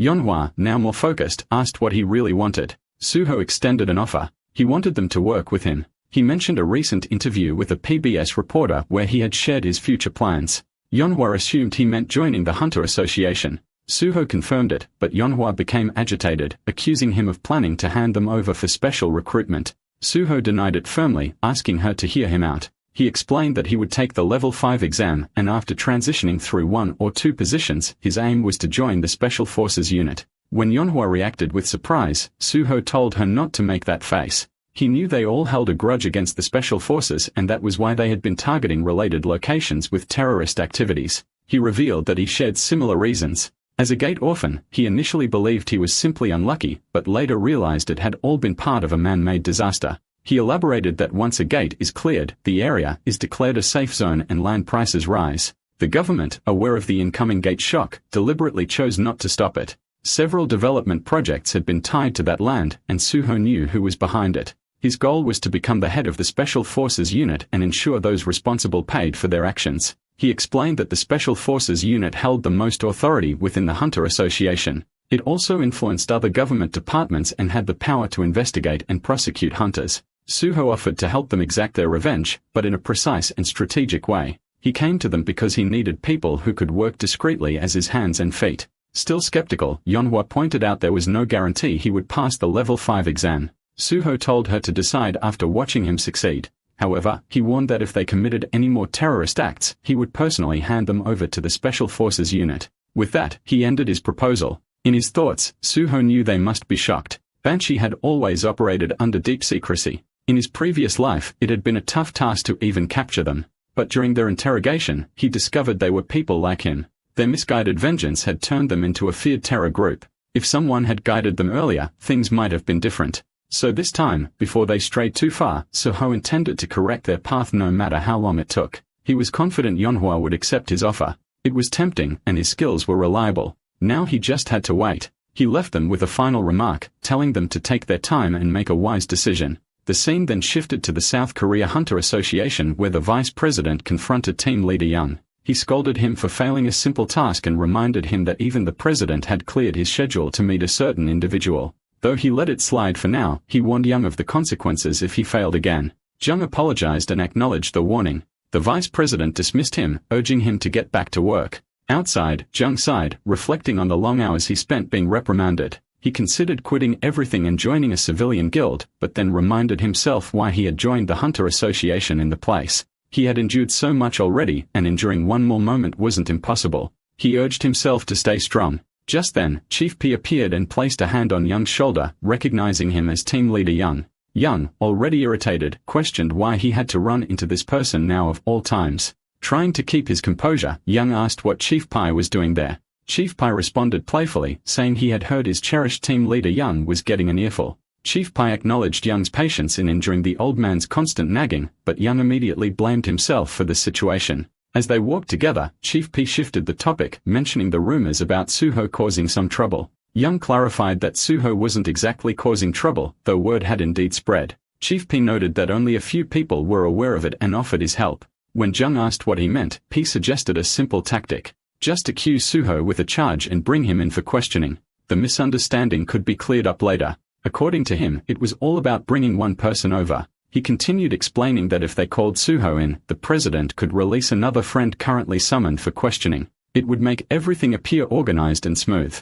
Chief Pai pointed out that the friend in question also wanted to join the Hunter Association, implying that this plan would benefit everyone involved. Jung responded cautiously, calling Pai's ideas mischievous. Interfering with someone as successful as Suho could easily backfire. But Chief P remained unfazed, admiring Jung's moral character and wondering why someone in his position would be so cautious around a mere hunter. Jung agreed, though his tone remained reserved. P reminded him to think carefully, stressing that prosecutors still held the power to investigate and charge hunters. There was a reason why people used to fear them. He urged Jung to be more flexible in his thinking, questioning why someone with his authority was being so careful. Jung nodded and said he would keep it in mind. Before parting, Chief P offered his support, encouraging Jung to reach out if needed. He assured him that there were better ways than strictly following the rule book and wished Jung well. Jung replied politely, ending the conversation. As Pai left, Jung reflected quietly. He had initially respected Pai for being one of the few hunters within the association. Compared to the out-of-touch higher-ups, Pai had seemed more grounded.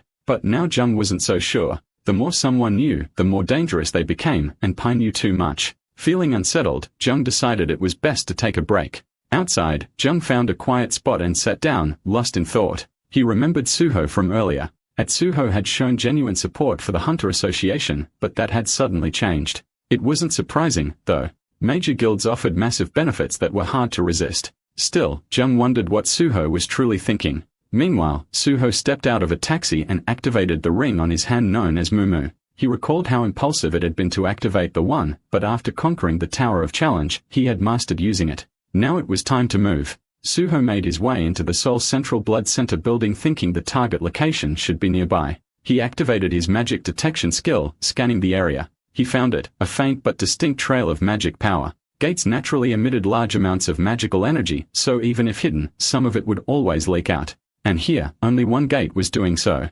Approaching the spot, Suho discovered a hidden gate. It appeared faintly in the air, concealed like mist. However, this wasn't just any hidden gate. It required specific conditions to activate. Each one had its own unique requirements. Suho took out a knife and cut his palm, letting the blood flow into the gate. He knew this gate demanded blood to open. Once it absorbed a certain amount, the condition would be fulfilled. The system soon confirmed it. The condition had been met. A hidden gate had been discovered. Suho had achieved a remarkable feat and earned 5 bonus stats. This mysterious gate bore a name, Blood's Decree. After entering the hidden gate, Suho used glow-in-the-dark powder to illuminate his surroundings. Observing the cave structure, he noted that the stage was set within a cave and decided to proceed. As he moved deeper into the cave, a mysterious liquid dropped onto his head. Looking up, he realized it might be stalactite water or perhaps saliva. Above him, countless vampire bats hovered, all at level 63. Seeing this, Suho smirked, amused by the welcoming feast awaiting him. Without hesitation, he activated his intimidation skill. The effect was instant. All the vampire bats lost control and dropped to the ground. Suho calmly approached one of them and thrust his shadow spear into its body. The spear began devouring its shadow, and with this single action, every bat in the area was eliminated in an instant. He opened his status window, satisfied. This method proved to be unmatched when dealing with low-tier enemies. With an S-class intimidation skill, level differences became meaningless. Typically, hunters focused on enhancing just 2 primary stats, but Suho had deciphered the full color-coded stat system. Confident in his approach, he intended to develop all his stats simultaneously. Reviewing his status again, Suho questioned the unusually high level of the zone, wondering if it was excessive for hunting mere vampire bats. He considered checking the combat log for more details. As he reflected, he noticed traces of a blood slime among the fallen enemies. It must have been hiding among the bats and was unintentionally eliminated during the chaos. While clearing these minor threats with brute force felt somewhat dull, he acknowledged the value of intimidation. Though higher-level monsters typically develop resistance to fear, this skill still worked unless they were special types. Soon, Suho arrived outside the boss room. Feeling pumped, he expressed excitement for the main challenge ahead. Without delay, he entered. Inside the boss room, Suho summoned his sword. Immediately, a large bat lunged at him. He raised his weapon and blocked the attack.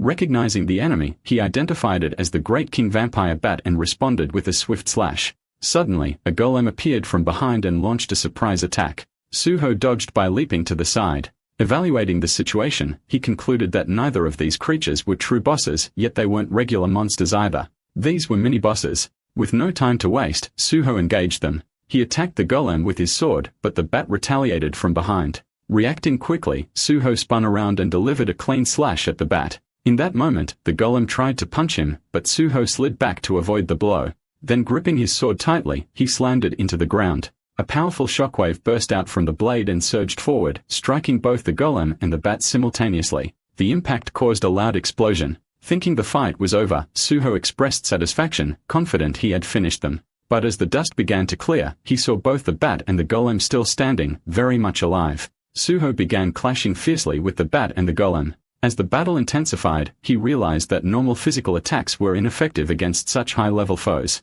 It was time to use what he had prepared in advance. Just then, both the golem and the bat launched a coordinated attack from opposite directions. Suho quickly summoned another sword. A sudden explosion filled the air as both monsters struck, and when the dust cleared, it revealed Suho had driven one sword into the bat behind him and another into the golem in front. Even after cutting them down repeatedly, he saw no lasting damage. But he understood one thing.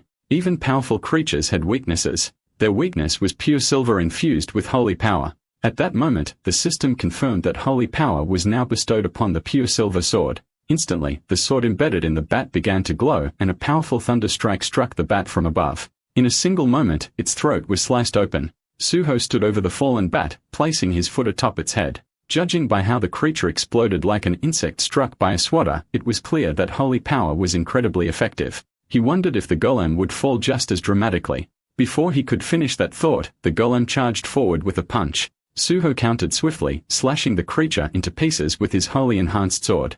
Looking down at his weapon, Suho noted how perfectly it had worked. The healer-exclusive skill allowing holy attribute enchantments had proven to be a great asset. By enchanting a pure silver weapon with holy energy, every strike turned into a critical hit. It was the ideal countermeasure for the enemies in this area. Suddenly, Suho sensed a powerful presence behind him. As he turned, he realized the true boss of this hidden gate had finally appeared. The boss stepped forward addressing Suho with fury. It was the Cursed Prince, a formidable monster at level 76.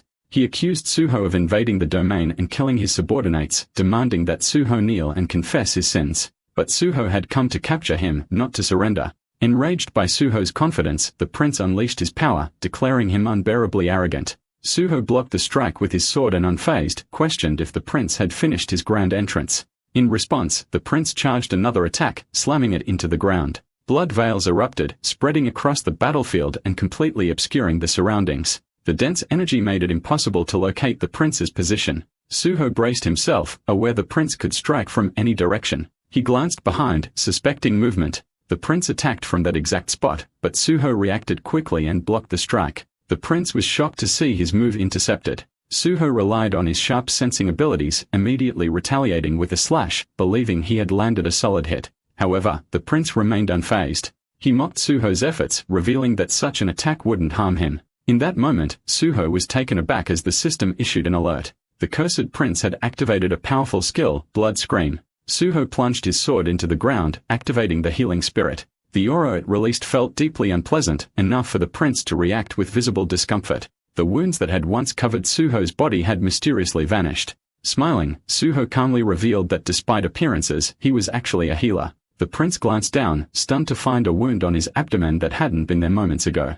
Suho, without hesitation, prepared to demonstrate his technique again. Enraged by the mockery of a mere human, the prince lunged forward. Suho countered immediately, his sword clashing against the prince's hand. A fast-paced exchange of blows followed as the two launched relentless attacks at each other. For a brief moment, the prince believed he had the upper hand. He unleashed a flurry of rapid strikes, but Suho suddenly appeared behind him. Striking from the rear, Suho forced the prince to stumble backward, blood pouring from his mouth. Seizing the momentum, Suho rushed in once again. In response, the prince activated his power and charged forward, unwilling to let Suho escape. The two collided with tremendous force, their clash sending shockwaves through the air. When they landed, the scene turned deadly. The prince's head separated from his body and rolled to the ground. Suho approached the severed head and crouched beside it, mocking the ease of the prince's defeat. But before he could react further, the head bit into Suho's hand. The prince, still conscious through his severed form, mentally cursed Suho for pushing beyond his limits. He demanded Suho's blood, aiming to enslave him. With a disgusted expression, Suho yanked the head away and flung it aside. The prince to him truly resembled a mosquito, sinking its fangs in without warning. At that moment, the system announced the beginning of kin conversion. Suho collapsed onto the ground overwhelmed by the rapid loss of blood. His body trembled with dizziness and a pounding headache. A sudden thirst took hold. The prince, now inside Suho's mind, declared it was too late to resist. Suho demanded silence, unwilling to hear the prince's voice in his head. Kin conversion began progressing. Suho reminded himself to endure the process. To gain the vampire trait, synchronization had to reach a certain threshold. Once that point arrived, he needed to purify the infection instantly with holy water. As the conversion hit 50%, Suho believed he was close to acquiring the trait. He reached for the holy water and prepared to purify himself. But just as he acted, the bottle shattered unexpectedly, startling him. The prince revealed that this was his domain. Suho was trapped within his space, and no action would change the outcome.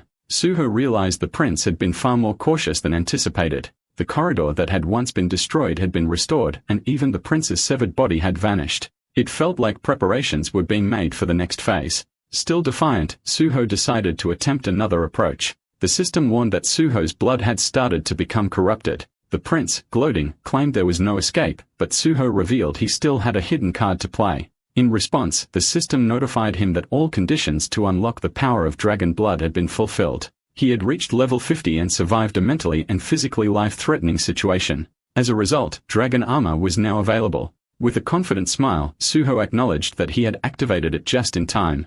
At that moment, the kin conversion process came to a halt. Suho's system suddenly declared that all conditions for unlocking the power of dragon blood had been met. With that, the power was activated, dragon armor. He had now mastered dragon's endowment and dragon skin, both bestowed by the armor. The dragon armor's endowment effect activated immediately. As a result, no further assimilation would occur. The corrupted blood within him began to cleanse itself, replaced by purified blood that started absorbing into his system. The corrupted blood was completely removed due to the effect of the dragon's endowment, and Suho successfully mastered the unknown power once hidden in the corrupted vampire blood. Suho felt his body become lighter. He recalled planning to unlock the dragon blood power through a custom gate at level 50, but to his surprise, he had achieved it here and now. He checked his newly acquired skill, Dragon's Endowment. The skill was an innate trait exclusively available to those born with the dragon's blood. It represented nobility and superiority in their bloodline. While active, the endowment made the player immune to any infection or corruption, enabling automatic absorption of corrupted sources to purify, heal, and evolve. Although the system had never revealed the condition for this awakening, Suho had learned it through Yonma. Since kin conversion posed a life-threatening risk, the system acknowledged it as a trigger. Even though the dragon's endowment purified the corrupted blood, it still absorbed and retained the power held within the vampire blood, completing its purpose. He decided to take a closer look at the skills he had just gained. One was a vampire-related skill, evidence of almost becoming one, currently in a sealed state. Suho wondered if it was accurate to say he had truly acquired it. His goal had been to obtain vampire blood and gain its traits, but it seemed impossible to hold both dragon blood and vampire blood at the same time. Even so, the skills he did acquire were impressive, so he accepted the outcome. He examined another new skill, Blood Weapon. It was a rare ability usable only by noble-level vampires or higher. However, it required a significant amount of blood to activate. He concluded he would need to hunt a large number of monsters to fuel the skill and planned to simultaneously develop Phantom Shadow during the process. Just then, the prince began mumbling to himself. Annoyed, Suho told him to stop, finding it irritating and incomprehensible. The prince lamented, confused over how Suho was still fine after being bitten. He blamed a curse and saw himself as completely useless. Suho realized that Phase 2 was finally beginning. The system confirmed this shift. It announced that the cursed king was lamenting his fate and that his power had increased dramatically. Suddenly, blood rained down from above, and from within that blood emerged the cursed king, now at level 80. Bursting with rage, he declared his intent to destroy all those better than him, to burn and crush them and cast them into the pit. He unfurled his blood wings and released a powerful scream. Witnessing this, Suho sensed immense magical power radiating from the king, who had transformed into an entirely different being. The cursed king launched a furious dark force attack towards Suho, resulting in a massive explosion. But when the dust settled, Suho was no longer in sight. In a flash, he appeared above the king's wing and delivered a powerful sword strike. The king remained unfazed and insisted that such an attack wouldn't bring him down easily. Suho noted how the king had grown smarter along with his power. In response, the king used his wing to push Suho away with brute force. Suho recognized the growing danger. The king rushed forward and attacked again, prompting Suho to meet his strikes head-on with his sword. Blocking the blows, Suho activated his holy power, asserting its superiority regardless of the king's strength. But the king shattered Suho's weapon and claimed that holy power meant nothing to him now. Suho quickly retreated and assessed the situation. A weapon imbued with holy power had been broken so easily. Clearly, ordinary weapons would no longer work against this foe. Without hesitation, Suho summoned his bloody sword. The king, now seething with rage, demanded that Suho hand it over and launched another aggressive attack. But Suho infused his bloody sword with holy power, slicing through the incoming strike and shocking the king. Suho realized that the blood weapon's attack power and durability scaled with his stats. At his current level, the sword had reached the red rank, more than enough to fight back effectively. He decided it was time to end this battle. The king, furious, conjured a bloody spear and charged forward, vowing to tear Suho apart. He unleashed a powerful strike, but Suho transformed his bloody sword into a shield and blocked the attack, leaving the king stunned once more. Suho reminded him that he wasn't the only one capable of transforming a blood weapon. With that, he shifted the shield back into a sword and slashed the king's throat, bringing the battle to a swift, decisive end.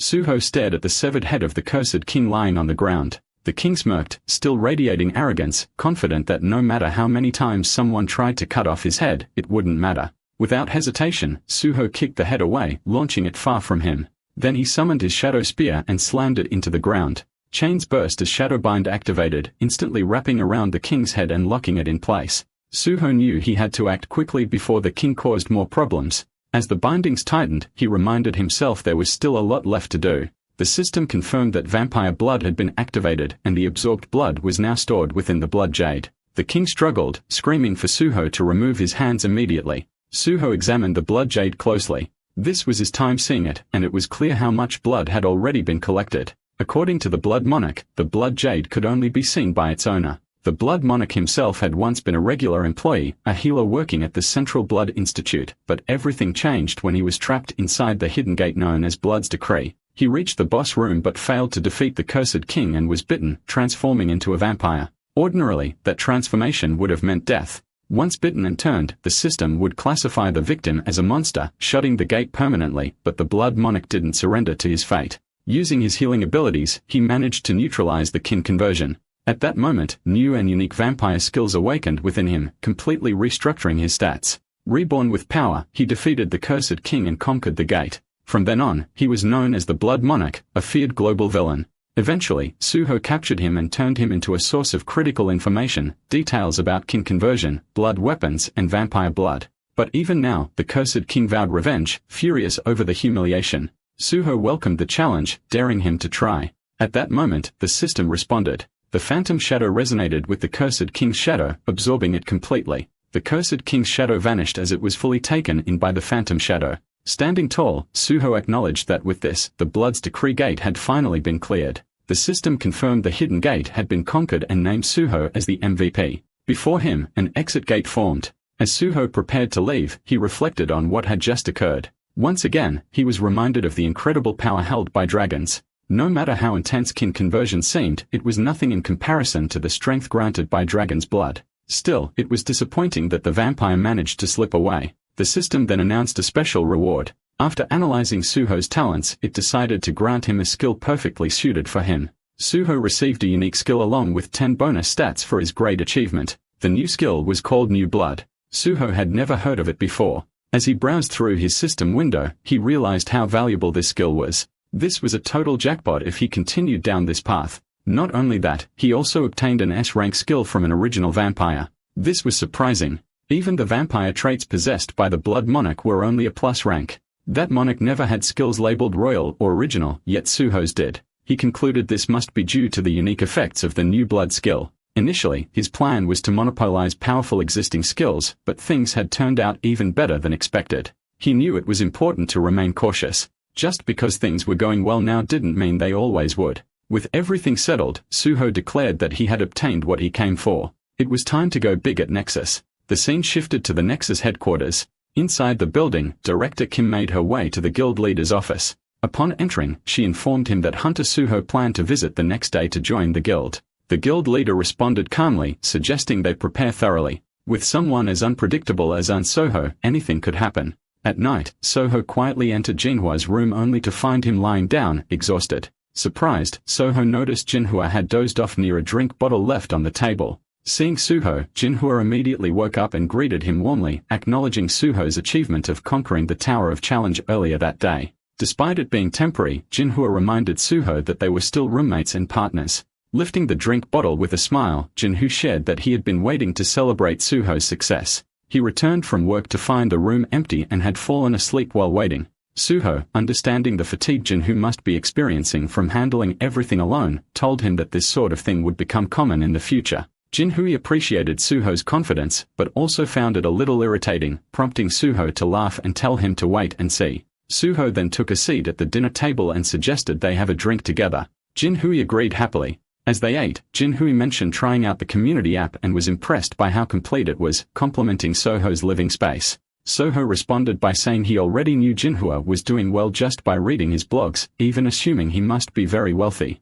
Jinhua took a sip and confirmed that being the youngest son of a chaebol family came with its own level of luxury. Hearing this, Suho asked if Jinhua was really the youngest son of a chaebol family. Jinhua revealed that since Suho had shared a secret, he'd share one in return. He was the youngest son of the chairman of Dizon Group. Suho was taken aback by the information and tried to understand the implications. Jinhua clarified that all his siblings had different mothers and his mother was more like the chairman's mistress. He was essentially an illegitimate or secondary son, a fact he hadn't even told his colleagues. He shared this with Suho because he felt they'd be working together for a long time. Suho, surprised, asked if Jinhu really did journalism as a hobby. Jinhu admitted it was partly due to that and also because it was fun. While eating, he explained that though he received many things from his father, he held no shares and had no influence within Daisan Group. He even turned down the offer to inherit a subsidiary, admitting that while he was good with a pen, he was terrible at management. Suho, impressed, said he found Jinhu remarkable as a journalist.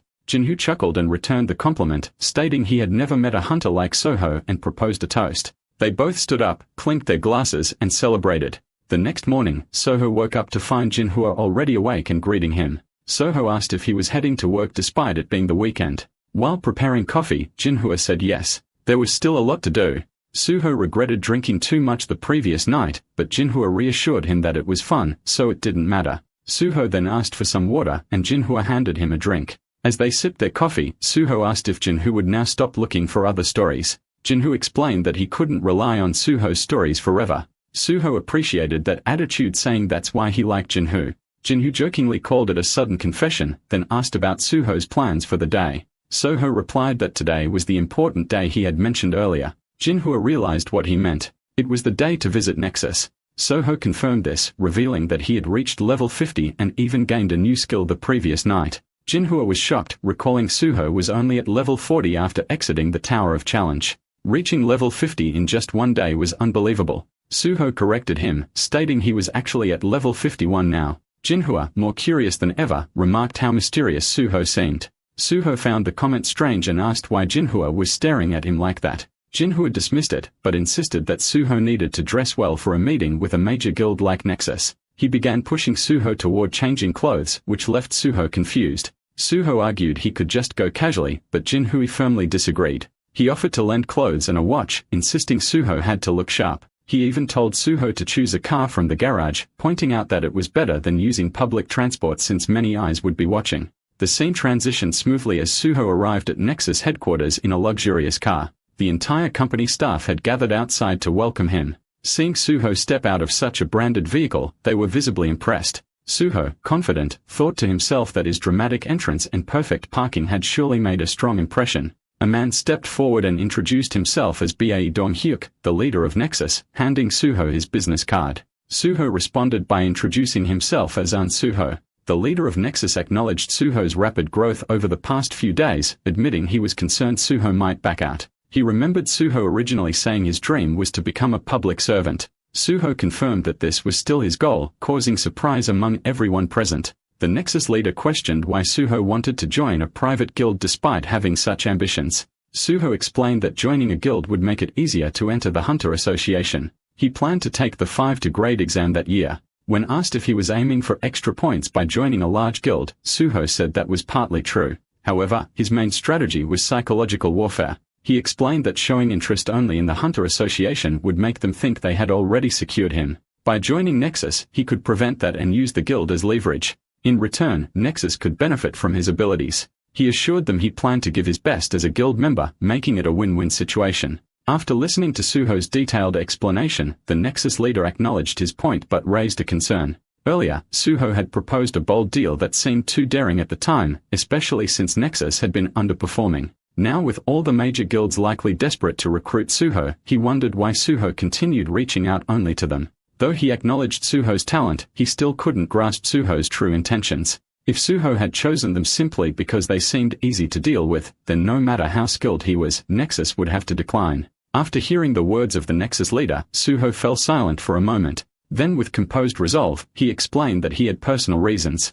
He had seen the leader's speeches, especially the one where Nexus pledged to contribute the most in conquering gates across South Korea. In his mind, Suho recalled how Nexus had consistently been at the forefront of relief operations and had shown unwavering dedication. Looking the leader in the eyes, Suho expressed that he knew those ideals were genuine. Even if he was being used, he felt it was worthwhile if it was for someone like Nexus. And if future cooperation could continue after he joined the Hunter Association, it would be even better. A faint smile appeared on his face. Hearing this, the Nexus leader was clearly surprised. He asked whether Suho truly needed to join the Hunter Association, pointing out that private guilds could offer better support and that gate conquest was still possible through guild activities. Agreed, but emphasized that true progress required venturing into uncharted and high-risk areas, places that others would never dare to touch. He referenced the sealed gates, especially classified by the government as high-risk zones. Suho boldly stated his aim to conquer not just medium-scale disaster gates, but all 5 major disaster gates.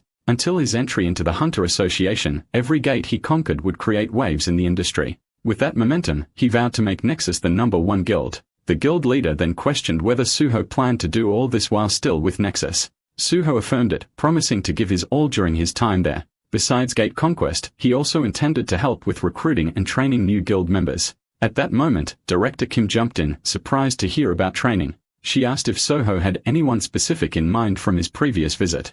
Suho confirmed, Kang Dae-hyun. Director Kim was stunned. She remembered how Dae-hyun had suddenly switched weapons and how she had encouraged him to become a tank when she came to finalize the scholarship contract. Rising from her chair, she shouted in disbelief, questioning what if being a tank didn't suit him.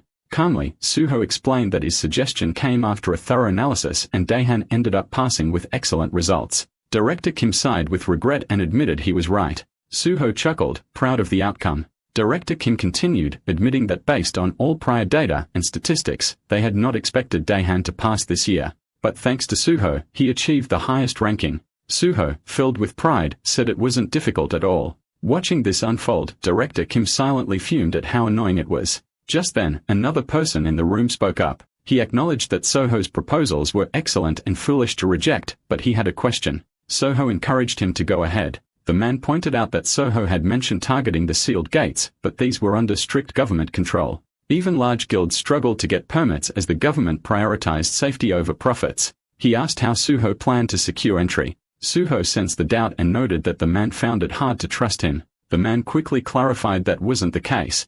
Suho then proposed to proceed with the contract only after obtaining the necessary permits, allowing them to judge whether his words were mere boasting. But Suho immediately changed course, offering instead to conquer one of the sealed gates and only then finalize the contract. This would serve as his proof. Impressed, the man noted how Suho always came up with offers that were impossible to refuse. Suho responded confidently. Though he was still just a rookie, yet to even reach level 100, he wanted to shed that label as soon as possible and be recognized as a professional. He would prove himself. The Nexus leader, now deeply moved by Suho's confidence, expressed his admiration and agreed to resume discussions after Suho conquered a sealed gate. In the next scene, they exited the building. The Nexus Guild leader called over the man who had been sitting beside him, his secretary. He instructed him to prepare all the necessary documents for Hunter on Suho and to form a dedicated team exclusively for him. The secretary, shocked by this sudden decision, hesitated and asked whether they should wait for the entrance permit, but the guild leader brushed off the concern, stating it didn't matter.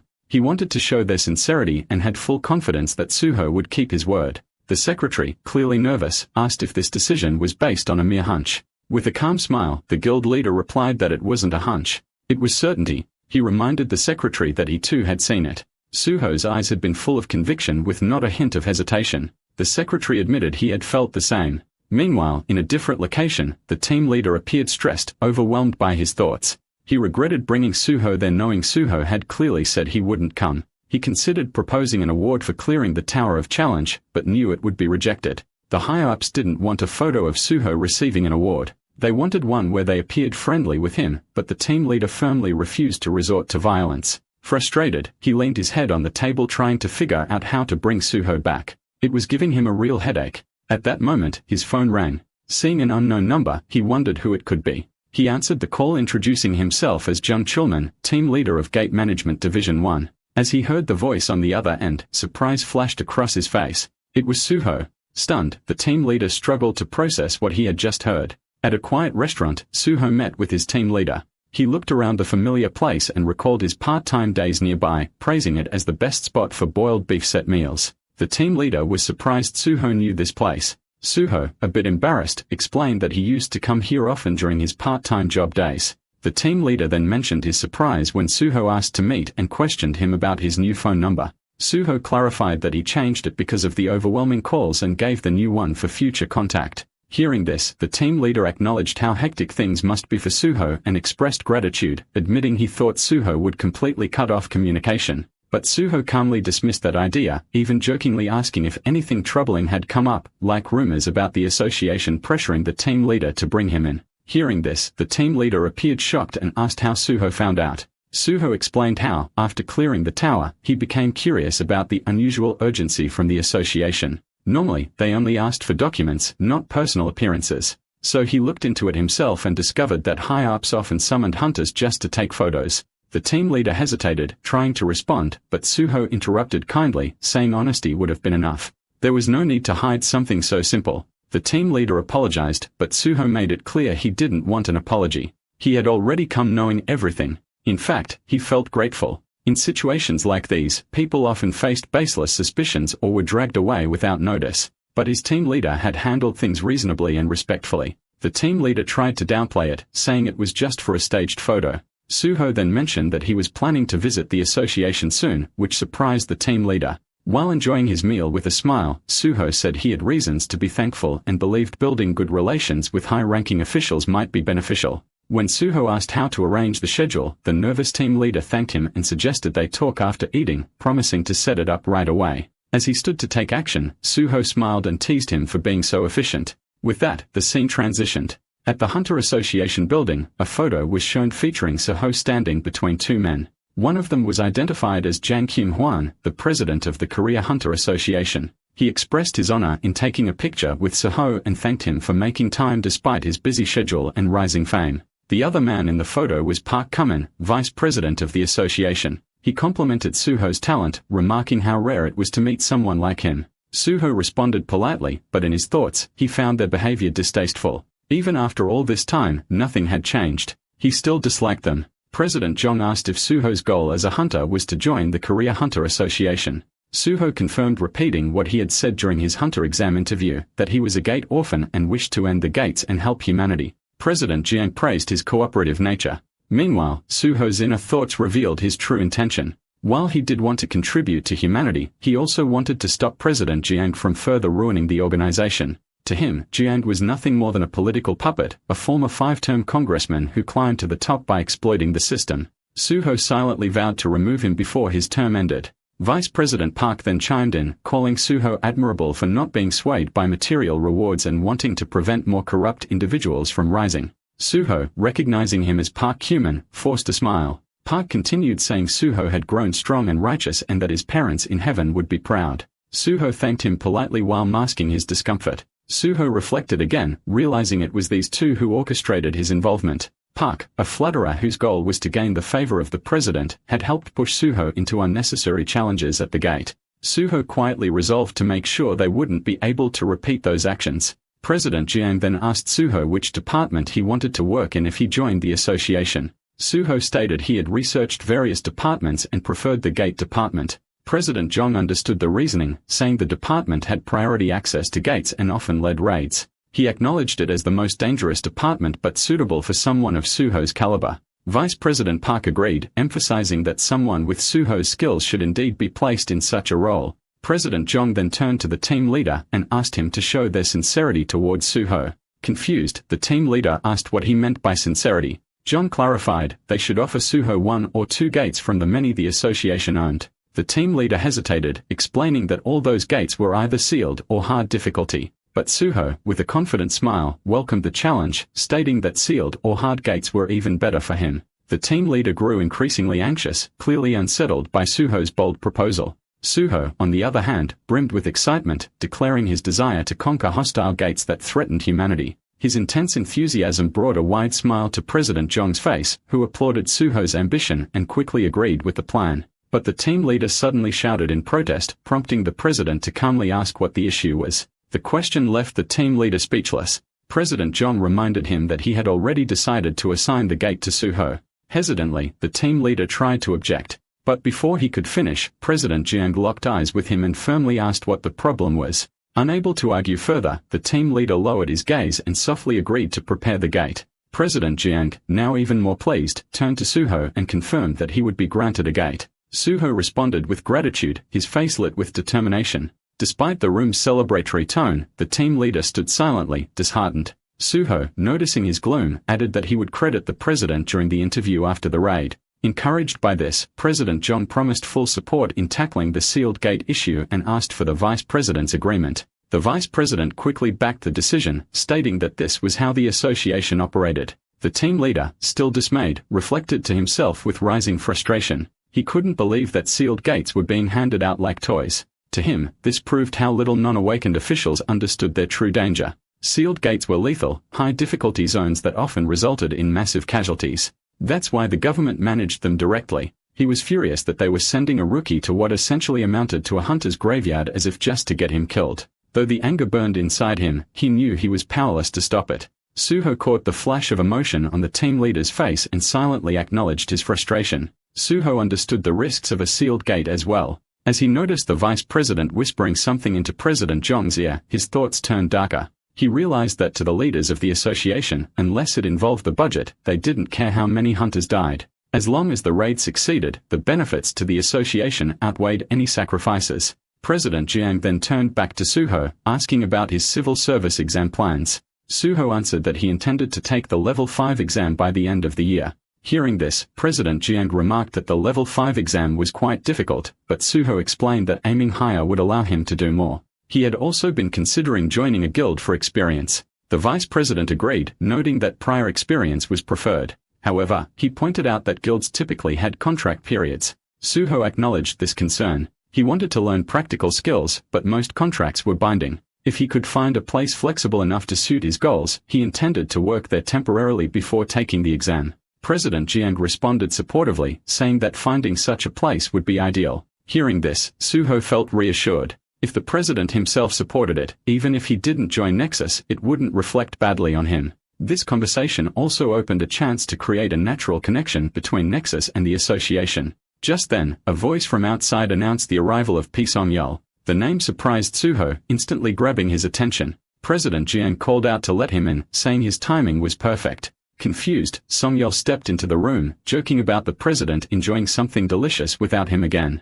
As he entered, he noticed Suho sitting there, his face showing clear surprise. Suho also stared back, recognizing him instantly. With a strange smile, Song-yeol commented on the unexpected guest. As Song-yeol turned to leave, he paused and said he would return another time. But the president insisted, urging him to come in and say hello. Giving in, Song-yeol stepped forward. The president introduced Suho as the hunter who conquered the Tower of Challenge. Surprised, Song-yeol recognized the name and grew excited, expressing how honored he felt to meet such a renowned figure.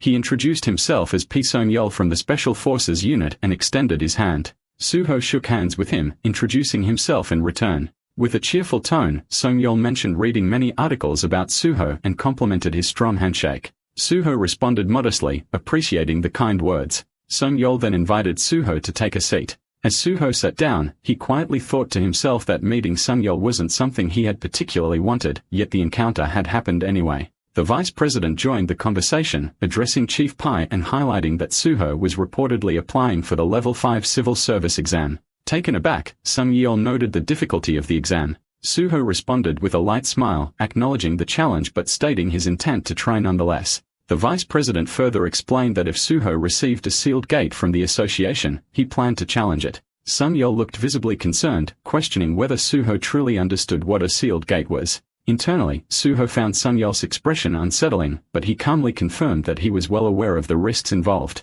Accepting Suho's determination, Song-yeol wished him success. Suho noted in his thoughts that P. Suho, always on the lookout for talent, was probably worried about losing someone valuable to a meaningless death. Suho added that he also hoped Suho would do well on the civil service exam and promised to take good care of him if he ever joined the Special Forces unit. The vice president chuckled, pointing out that Chief Pai was already making the move, even though Suho had already set his sights on the gate department. Surprised, Song-yeol asked why, to which the vice president replied that Suho's dream was to end all gates and he planned to use the gate priority pass. Understanding the situation, Song-yeol responded that the Special Forces unit could also support such a goal. He then turned to the team leader, asking for his confirmation. The team leader replied with slight hesitation but agreed. Song-yeol went on to say that if Suho passed the Level 5 exam, his relationship with team leader Jung might become complicated. He suggested discussing further details after the exam and sincerely wished Suho success. Suho thanked him, promising to live up to their expectations. In his thoughts, Suho reflected on how sly Suho was, subtly mentioning that passing the exam would place Suho above Chulman Hyun, creating an awkward situation. Suho wasn't surprised, knowing this wasn't the time Song-yeol had used such tactics. The president then brought the meeting to a close, thanking Suho and explaining that he had other matters to attend to. He suggested Suho continue the sealed gate discussion with team leader Jung. Suho expressed his gratitude and agreed. In the next scene, Suho and team leader Jung walked out of the meeting room. Suho quickly noticed how visibly downcast the team leader looked. Observing this, Suho asked if he was worried about what was said earlier. Jung admitted he was, acknowledging Suho's skills but stressing that the sealed gate was too dangerous for someone so promising. He offered to speak with the president and help Suho grow in a safer environment. Suho appreciated his concern, but Jung emphasized that he was serious. He explained that Suho might not fully understand yet since he hadn't been a hunter for long, but the sealed gate was incredibly dangerous. He reminded Suho that the government had its reasons for managing it separately. Suho responded calmly, saying he was aware of that and also knew that sealed gates were rarely assigned to large guilds due to safety concerns. This answer surprised Jung, who asked why Suho would still take the risk. With firm confidence, Suho replied that he believed in himself. He reassured Jung that what he feared wouldn't happen. He then mentioned a specific sealed gate managed by the association, the one called Nameless Sword. Jung confirmed it, noting how troublesome that gate had been in the past. Suho, now smiling, said he knew the strategy to conquer it. At Yeongju's Nameless Sword Gate Square, Soho and Jinhui arrived at a secured military facility. A soldier asked Soho to wait, and he acknowledged with a calm nod. Observing the atmosphere, Jinhui remarked on the tension in the air. Soho explained that despite being under the association's control, the place remained a military base, which explained the strict environment. Their attention shifted as two military officers greeted each other in a formal manner nearby. One of them approached Suho, introducing himself as Major Kim Jong-ji-yu, the person in charge of the square. Suho greeted the major with equal formality. Kim Jong-ji then informed them that team leader Young Chulman was already waiting at the square and asked them to follow. As they began moving toward the square, Jinhui pointed ahead and asked about the location, to which Kim Jong-ji confirmed. Suho observed the structure and noted its unique material. Kim Jong-ji elaborated, explaining that the walls were built using super alloys and iron to trap monsters emerging from the gate and to suppress gate shock. Jinhui, impressed by the scale of the construction, mentioned that it was larger than he expected and grew more intriguing the closer they got. Suho commented on the strong security measures preventing easy access to the gate. Upon reaching the square, Kim Jong-ji announced Suho's arrival to team leader Young Chulman. The team leader welcomed Suho warmly, appreciating the effort it must have taken to reach there. Suho smiled and asked when the team leader had arrived. Jung Chulman replied that he had just arrived as well. Noticing Jinhui, the team leader inquired about him. Jinhui introduced himself as Jo Jinhui, a reporter from PBS. They shook hands and the team leader, surprised, asked about a reporter's presence. Suho explained that Jinhui was only there to take photos after the raid and asked if that would be acceptable. The team leader assured him that the place wasn't too secretive and had no objection, though he was surprised Suho had brought a reporter himself. Jinhui grinned and expressed his excitement, asking the team leader to remember his face as they'd likely meet often. Slightly nervous, the team leader agreed. Kim Jong-gu then mentioned he had heard that Suho would be leading the raid. Suho confirmed. Curious, Jong-gu asked about Suho's level. Suho answered that he was level 51. This surprised and slightly concerned Jong-gu, but he responded with a reserved nod. He then informed Suho that the interior of the square had been prepared and he could enter immediately. He also warned that the door would be sealed once Suho was inside. Suho thanked him and acknowledged the instructions. As Suho moved closer to the gate, the team leader called out to him. Suho responded, and the team leader asked if he truly understood the strategy. Suho confirmed confidently. Still puzzled, the team leader wondered how Suho could be so certain. Suho replied vaguely, saying it was difficult to explain in detail. Their conversation left Kim Jong-ji completely confused. Suho then clarified to the team leader that this situation could be viewed like conquering the Tower of Challenge. More importantly, he asked the team leader to support him in future gate conquests if this one was successful. The team leader agreed and asked him to return safely. Suho assured him that an hour would be enough. Shocked, the team leader repeated the time in disbelief. Without hesitation, Suho turned toward the gate and promised to see them soon. Suho moved toward the gate, drawing the attention of team leader, Jong-gu, and Jinhui. Observing him, Jinhui was taken aback, realizing Suho had already entered. The team leader appeared concerned, but admitted that from this point onward, they could only trust him and wait. Jung Ji-yu expressed his worry, questioning if Suho would truly be alright. He then pointed out that this wasn't a place where one could rely solely on high stats or level. He also noted that Suho was technically a healer, but Jinhui dismissed that as an issue entirely. Curious, Jungkook asked what he meant, prompting Jinhui to smile and reveal that Suho was a healer only in name. Confused, Jungkook repeated the phrase. The team leader then confirmed it, explaining that he had never seen anyone wield a sword as skillfully as Suho. Jungkook questioned if Suho was really that impressive, and the team leader began recalling Suho's hunter exam. Despite taking the healer-specific practical test, Suho had defeated all the assigned monsters using just a sword and passed the exam. Even Jinwei was surprised, wondering if such a method was allowed. The team leader admitted he was shocked at too, but since Suho had protected the patients from the monsters until the very end, it was considered valid. Hearing this, both Jinwei and Jungkook were left astonished. Jungkook remarked that Suho seemed to have a deep understanding of swordsmanship. He then realized that the reason Suho entered this gate might be linked to that. The team leader confirmed it. This was the Nameless Sword gate. Inside the gate, a system message appeared before Suho's eyes. The gate was titled Nameless Sword. It stated that anyone could enter, but only one person was allowed inside at a time. Suho had now officially stepped into its domain. Suho walked through a dense forest inside the gate, thinking back to how difficult it had been to clear this place in the past. He remembered barely surviving each time. Just then, he noticed a shadowy figure ahead. A system window appeared, revealing the presence of a boss monster, Nameless Swordsman. Suho immediately drew his sword ready to fight. A bright light radiated from the Nameless Swordsman and another system message appeared. The Nameless Swordsman activates the battlefield. While the battlefield is active, the status window of the Nameless Swordsman matches that of the challenger. All combatants within the area can only use swords and swordsmanship. No other weapons or skills allowed. Suho recognized the figure and acknowledged the Nameless Swordsman. The boss charged forward with immense speed, launching a powerful attack. Suho blocked it using his own sword. He counterattacked, sending the Nameless Swordsman flying back. Analyzing the technique, Suho noted the opponent's excellent footwork. The swordsman had twisted his body to reduce the impact from the blow. Suho understood that someone like this couldn't be defeated with just modern swordsmanship. The swordsman recovered his stance, and Suho realized that after just one exchange, his opponent had already changed tactics. He was preparing a new form of swordsmanship to counter Suho's style, constantly pressuring him with unpredictable movements. As the swordsman advanced again, Suho acknowledged the real danger. This enemy could adapt to any opponent mid-battle. Suho dodged another attack and noted how much he had learned from this swordsman in his past life. Suho launched another strike, sending the swordsman flying once again. This time, he taunted the boss for being surprised that his strategy had failed. The Nameless Swordsman remained silent. Suho remembered that he never spoke, not even in the past, not even on the day he died. Suho closed the distance and launched a direct strike, hitting the boss's gauntlet. Reflecting on his past battles, Suho revealed that he had fought this opponent 7 times in his previous life. He attacked again, but the swordsman retaliated.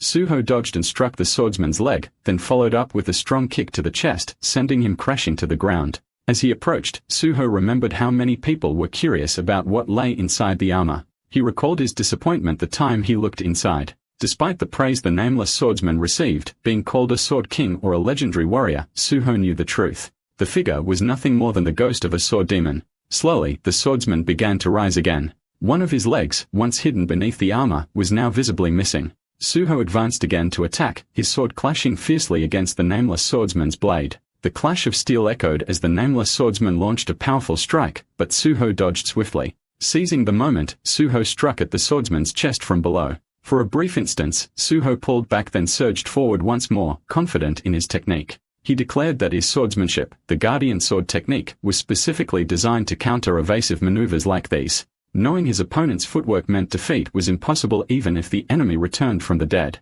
With those words, Suho's blade sliced the Nameless Swordsman in 2, cutting him down the middle. He relentlessly attacked again, severing the swordsman into multiple parts until the opponent finally fell defeated. The system window flashed a message. The Nameless Swordsman has been killed. You have conquered the gate. The MVP is Suho.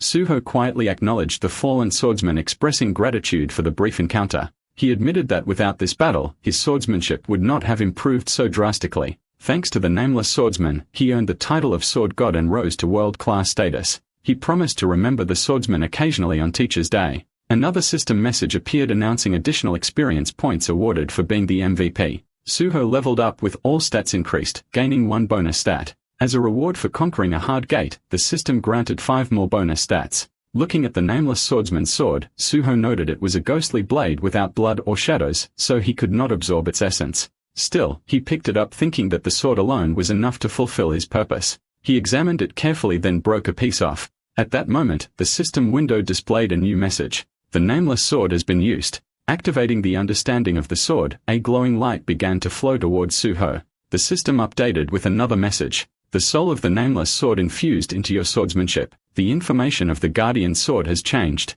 A detailed message followed describing the Guardian Sword as an S+ grade unique swordsmanship created by Suho. It praised its excellent balance of attack, defense, and evasion, all while adhering to the basics. The fixed grade had been enhanced to a plus grade with the infusion of the Nameless Sword soul, granting infinite growth potential and embracing the will of the Nameless Sword. In his mind, Suho declared that his swordsmanship truly began now. The scene shifted to Jung, the team leader, and Jinhui. Jinhui noted the unusual quiet. The team leader expressed trust in Suho, but warned that given the opponent, it might take some time. Jinhui reminded them it had only been 30 minutes. Jungkook said he would go patrol for a bit, to which the team leader agreed. Suddenly, Jinhui exclaimed in surprise. Jungkook asked what was wrong. Jinhui nervously revealed that the gate had been conquered. Suho emerged from the gate, and seeing Jinhui and the team leader rushing toward him in tears, he told them to calm down. Jinhui struggled to calm himself, insisting it was impossible to stay calm. The team leader explained the Nameless Sword caused over 200 casualties and asked if Suho was hurt. Suho laughed, showing he was fine, calling it nothing. Jungkook doubted it was nothing. Suho repeated that it was easy. Jungkook, puzzled, wondered silently what kind of person Suho was to find the Nameless Sword that deadly so easy to conquer. Suho laughed and suggested taking a photo since they had conquered the gate. Jungkook was a little surprised. The team leader laughed and said the photo was for submission to the public office and invited them to join. Jungkook hesitated, saying it was difficult for him to casually take photos as a soldier. The team leader insisted the photo was needed to prove that Hunter Suho conquered the sealed gate, suggesting Jungwoo join to add credibility. Frustrated but understanding, Jungwoo agreed. Jinhui excitedly announced the photo setup was ready, urging everyone to come quickly. Jungwoo confirmed. The next scene showed the team leader speaking to the leader of Nexus. He explained over the phone that he had conquered the sealed gate named Nameless Sword. He introduced the people in the photo as association officials and Major Kim Jong-ji-yu, the head of the square. He introduced Jinhee as a PBS reporter, the exclusive reporter for Hunter Soho. Since they took the photos together, there was no chance of manipulation. Jinwei smiled and handed over his card, greeting the leader of Nexus. The vice leader of Nexus, slightly uneasy, said no business card was needed and that he never suspected manipulation. The leader of Nexus asked Suho how he managed to do it. Suho asked what exactly he meant. The leader clarified, asking how Suho obtained the entrance ticket for the sealed gate and conquered it so quickly, reminding him that over 200 hunters had died inside. Suho explained briefly that he met the president of the association to obtain the entrance ticket and simply went in and conquered it. The leader of Nexus was very surprised. Suho insisted he was telling the truth without any exaggeration. The leader asked again how it was possible. Suho smiled and said that now that his abilities were proven, it was time to draw up the contract. He stated he only had two conditions: full support while he was in Nexus and termination of his exclusive contract if he passed the civil service exam. He added that he had already informed the president of the association and that many guilds had contacted him, but he intended to gain practical experience only with a guild that understood his situation. The leader of Nexus laughed at these conditions and agreed to proceed. He called his secretary to bring the documents and the secretary replied promptly. The guild leader said he was so surprised by Suho's immediate proof of ability that he was left speechless. He warned Suho to brace himself for many tasks ahead. They shook hands and Suho confidently replied to leave everything to him. Suho noticed Jinwee's car as soon as he arrived. Suho mentioned that since Jinwee had driven here, he didn't mind driving back. Jinwee replied that it was no problem at all as this was something a manager should do. Suho, curious, asked about the manager role. Jinwei laughed and explained that since Suho regularly provided exclusive press materials, if he felt any shame, he should at least work overtime as a manager. Jinwei added that driving a sedan was convenient, unlike a van that shook constantly. He mentioned having bought a new sedan and that it seemed he would keep driving sedans from now on. Suho, surprised, asked if Jinwei had bought another car. Jinwei confirmed and said he had picked one for Suho as well, calling him Mr. Anpro.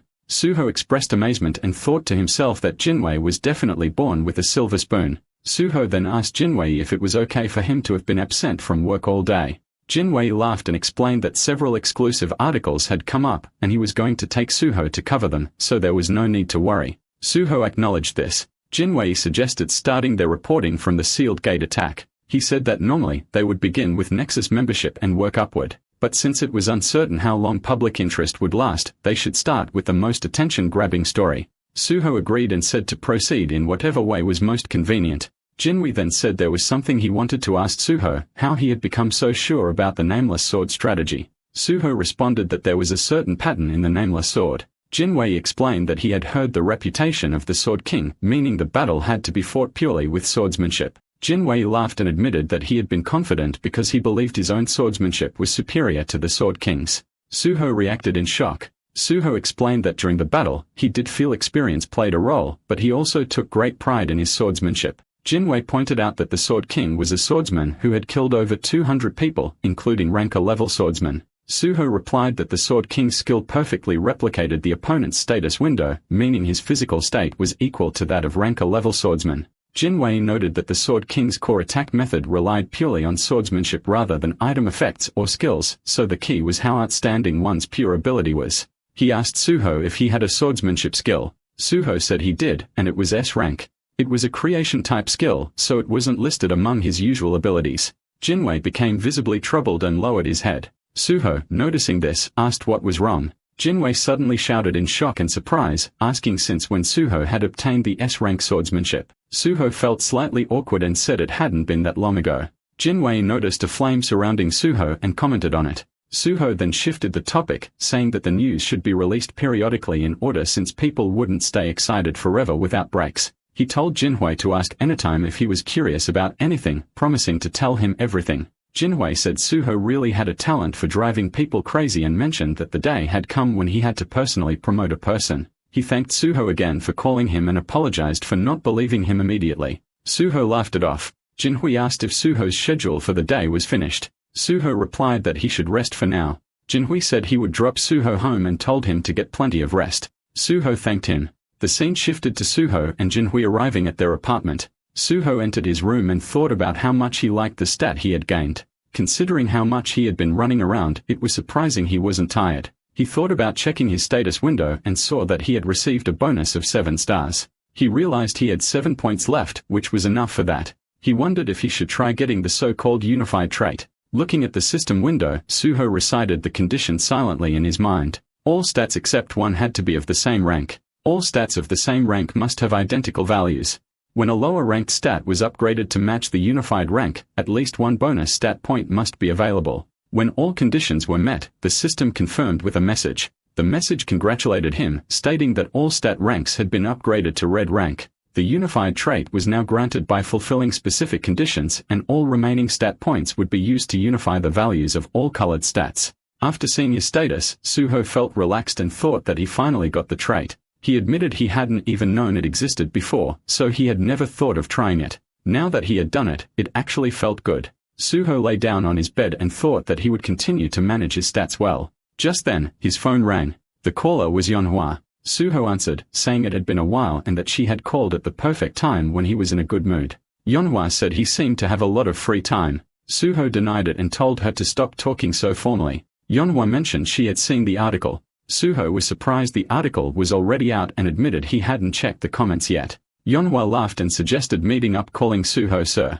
Suho relaxed and said that meeting up was all he needed to hear. Yeonhwa shouted that they hadn't accepted his offer yet. Suho replied that if they didn't want to, they could forget it, and he didn't mind at all. Yeonhwa was shocked and silent, so Suho asked what her answer was. Yeonhwa responded by asking what they should do from now on. Suho said he would tell her after they met tomorrow and told her to come to Nexus Academy in Poyu by 1 o'clock. Yeonhwa complained it was a bit troublesome because 2 team members were working professionals, making daytime difficult, and she also had lectures. Suho admitted that he must have misjudged her and said she didn't seem that desperate so she could keep living as she was. Yeonhwa yelled at Suho, but finally agreed she would go and see him at Nexus Academy at 1 o'clock. Suho laughed and said he would see her tomorrow. Yeonhwa said she would hang up. The next morning, Suho was joined by Yeonhwa and some others who had come at his call. Yeonhwa exclaimed that she had not taken her days off because of him, but it just so happened that today was the day she wanted to rest. Suho asked who had said that. Yeonhwa, irritated, asked why he had called them.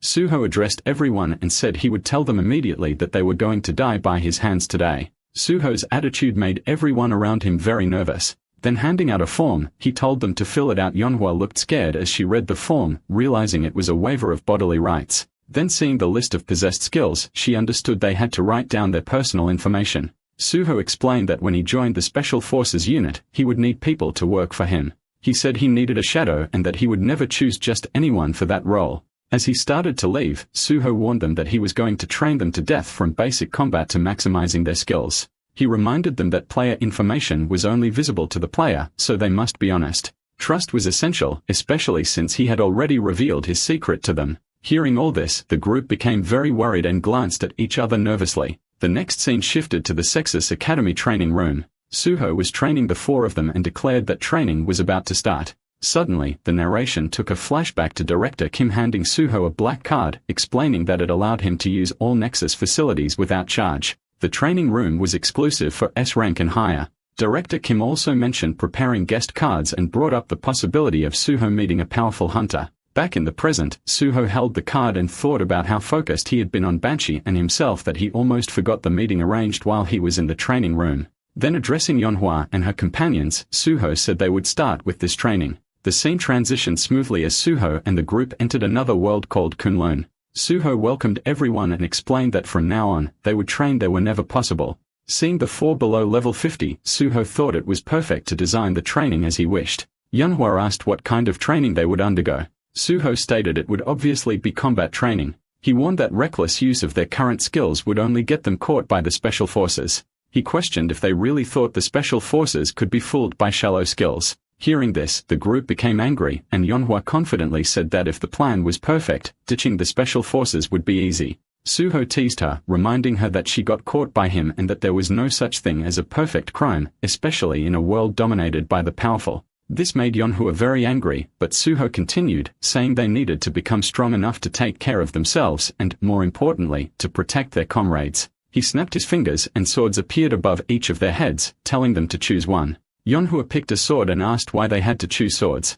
Suho explained that people had been calling him the sword god lately. He showed his sword and said that since he was an exceptional swordsman, they would learn swordsmanship. He warned that skill usage was prohibited during training to improve sword skills and made sure they knew they couldn't use skills for this. Taking his position, Suho challenged them to do their best to kill him. Declaring that as their goal, the four picked up their swords and prepared to fight. Suho immediately went for one of them and cut his throat, shocking Manhwa deeply. Suho scolded her, asking if she really had time to be shocked, and then attacked Manhwa too. The group was terrified as if the attacks were real. Suho reminded them that since they had died at least once in practical training, they shouldn't freeze up now. Encouraged, he invited them to attack him again. During the fight, one boy tried to block Suho's attack with his sword but was no match for Suho's speed. Suho taunted them, saying even his grandma was faster. He then kicked one opponent's ankle, sending him falling onto another. Suho mocked that the fallen man couldn't even dodge the attack and reminded him he claimed to be a middle school teacher. He asked what he would do if he was slower than the kids he taught. One of the boys trembled and claimed he had taken the hit on purpose. Suho replied that even the excuse was worse than a middle schooler's. The boy clenched his fist, thinking he needed to shut Suho's mouth somehow. 3 boys charged at Suho together yelling to die. Suho thought that this mental toughness was exactly what they needed to avoid freezing in a real gate battle. An explosion happened as they attacked together, and they thought they had defeated Suho. But when they saw him unharmed, they were stunned. Suho told them that just because they were his shadows didn't mean he expected them to quietly gather intelligence in the dark. They needed to handle gates on their own. He stood above their swords and declared that pushing them to their limits until near death was how warriors were made. Then a fierce fight broke out between Suho and the 4. After a long battle, Suho said he wished to keep training them but was busy. He told them to keep training until they logged out themselves. The 3 boys were surprised and Manhwa asked if he was really leaving suddenly. A close-up of Suho appeared as he reassured them not to worry, saying a clone with his abilities would take care of them. Then demanding more, he asked what they were staring at and ordered them to start attacking. The 4 grew furious, their inner fire igniting. Each thought to themselves they just wanted to land at least one hit on him. Suho left his clone to handle them and stepped away from the training machine, deciding that the Banshee training was enough for now. Suddenly, Director Kim called. Suho picked up and was told that his official recruitment article had been published as planned about an hour ago. Suho confirmed it was through reporter Jo Jinhui. Director Kim explained that the reporter published the exclusive and then the PR team distributed the press materials. Suho said that was good and asked if they should prepare a follow-up press release. Director Kim was surprised at how soon, and Suho explained that the public backlash must be intense. After the hunter exam, he had said his dream was to become a civil servant hunter but suddenly joined a private guild. The hate comments must be pouring in. Director Kim assured him that if everything went as planned, public opinion would turn in his favor, so there was no need to worry about negative comments. Suho thought to himself that he had not officially announced he would take the Level 5 civil service exam at the end of the year, but he did not intend to keep it a secret forever. He told Director Kim he would share everything once it was finalized and said he had another call coming, so he would hang up now. The next call was from Jo Jinhui, who greeted him. Suho addressed him as Reporter Jo.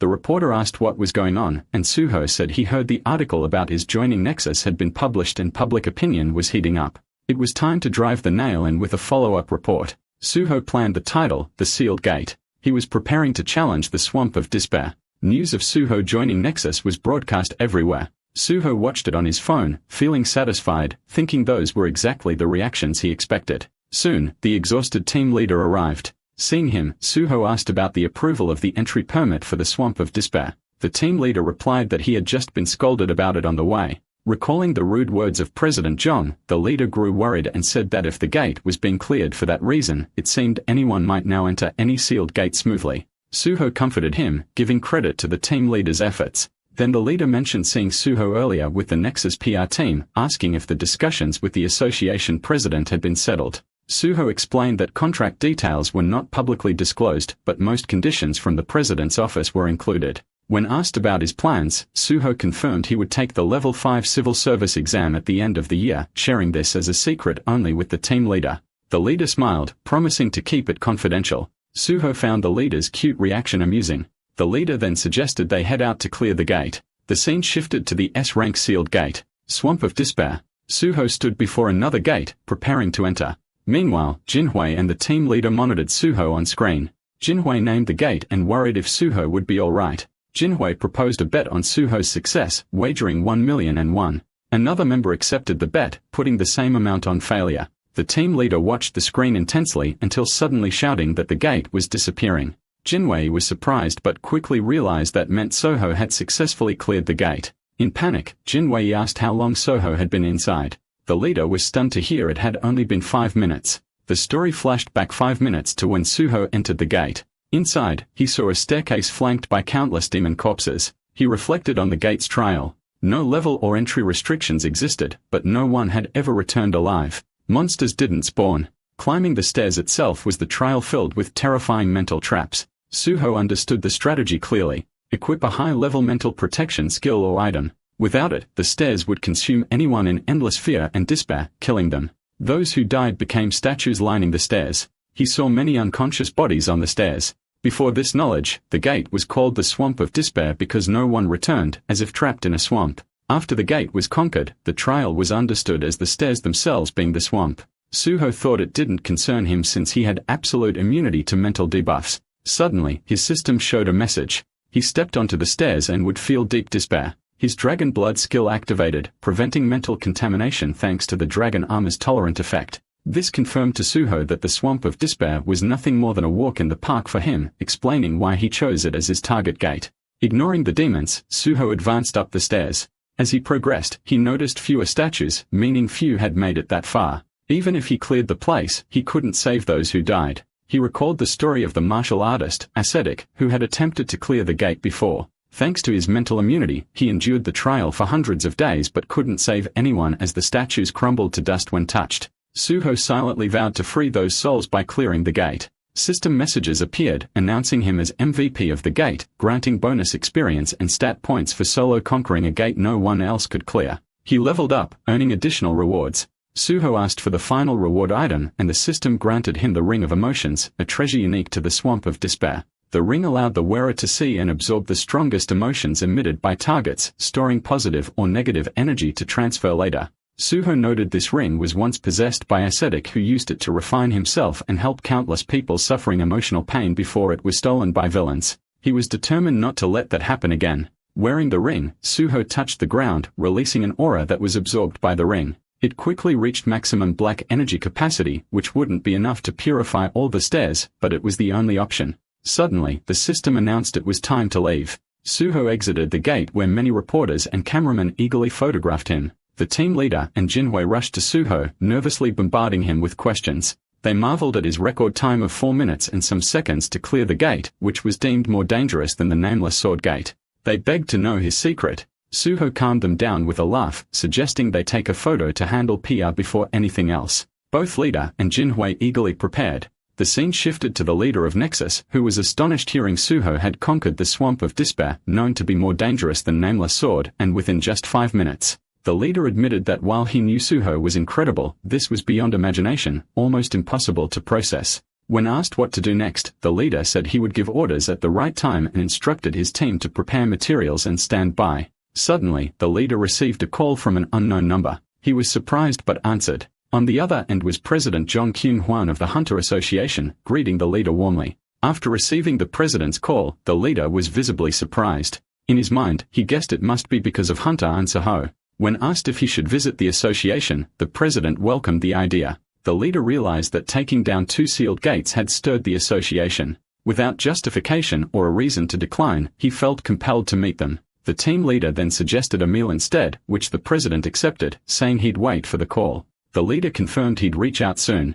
Just then, his secretary entered and mentioned something urgent. The guild leader, recognizing the timing, welcomed Secretary Kimigong's arrival. The scene then shifted to Jinhui and Suho. Suho arrived in Jinhui's car and stepped out. He thanked Jinhui for his effort and asked if he was heading straight to the broadcasting station. Jinhui confirmed, mentioning the standby article on the Swamp of Despair raid. He expressed his desire to go on a food tour with Suho next time, revealing his love for food writing. Suho agreed, looking forward to it. Jinhui drove away, leaving Suho, who glanced at the ring on his hand. He thought about the reporter's passion and how it helped him gather a lot of positive white energy. Soon after, Suho entered a restaurant where he was warmly welcomed. Inside, he saw the association president, the vice president, the Nexus guild leader, and even the special division chief gathered. Upon his arrival, the vice president acknowledged Suho as the guardian of South Korea. The president asked him to sit beside guild leader Bae, which Su accepted with gratitude. As he sat, he noted the high-ranking figures at the table: guild leader Bae Dong-hyuk, association president Jang Kyung-hwan, vice president Park Gyuman, and special division chief Pai Song-yeol, and wondered what they were planning.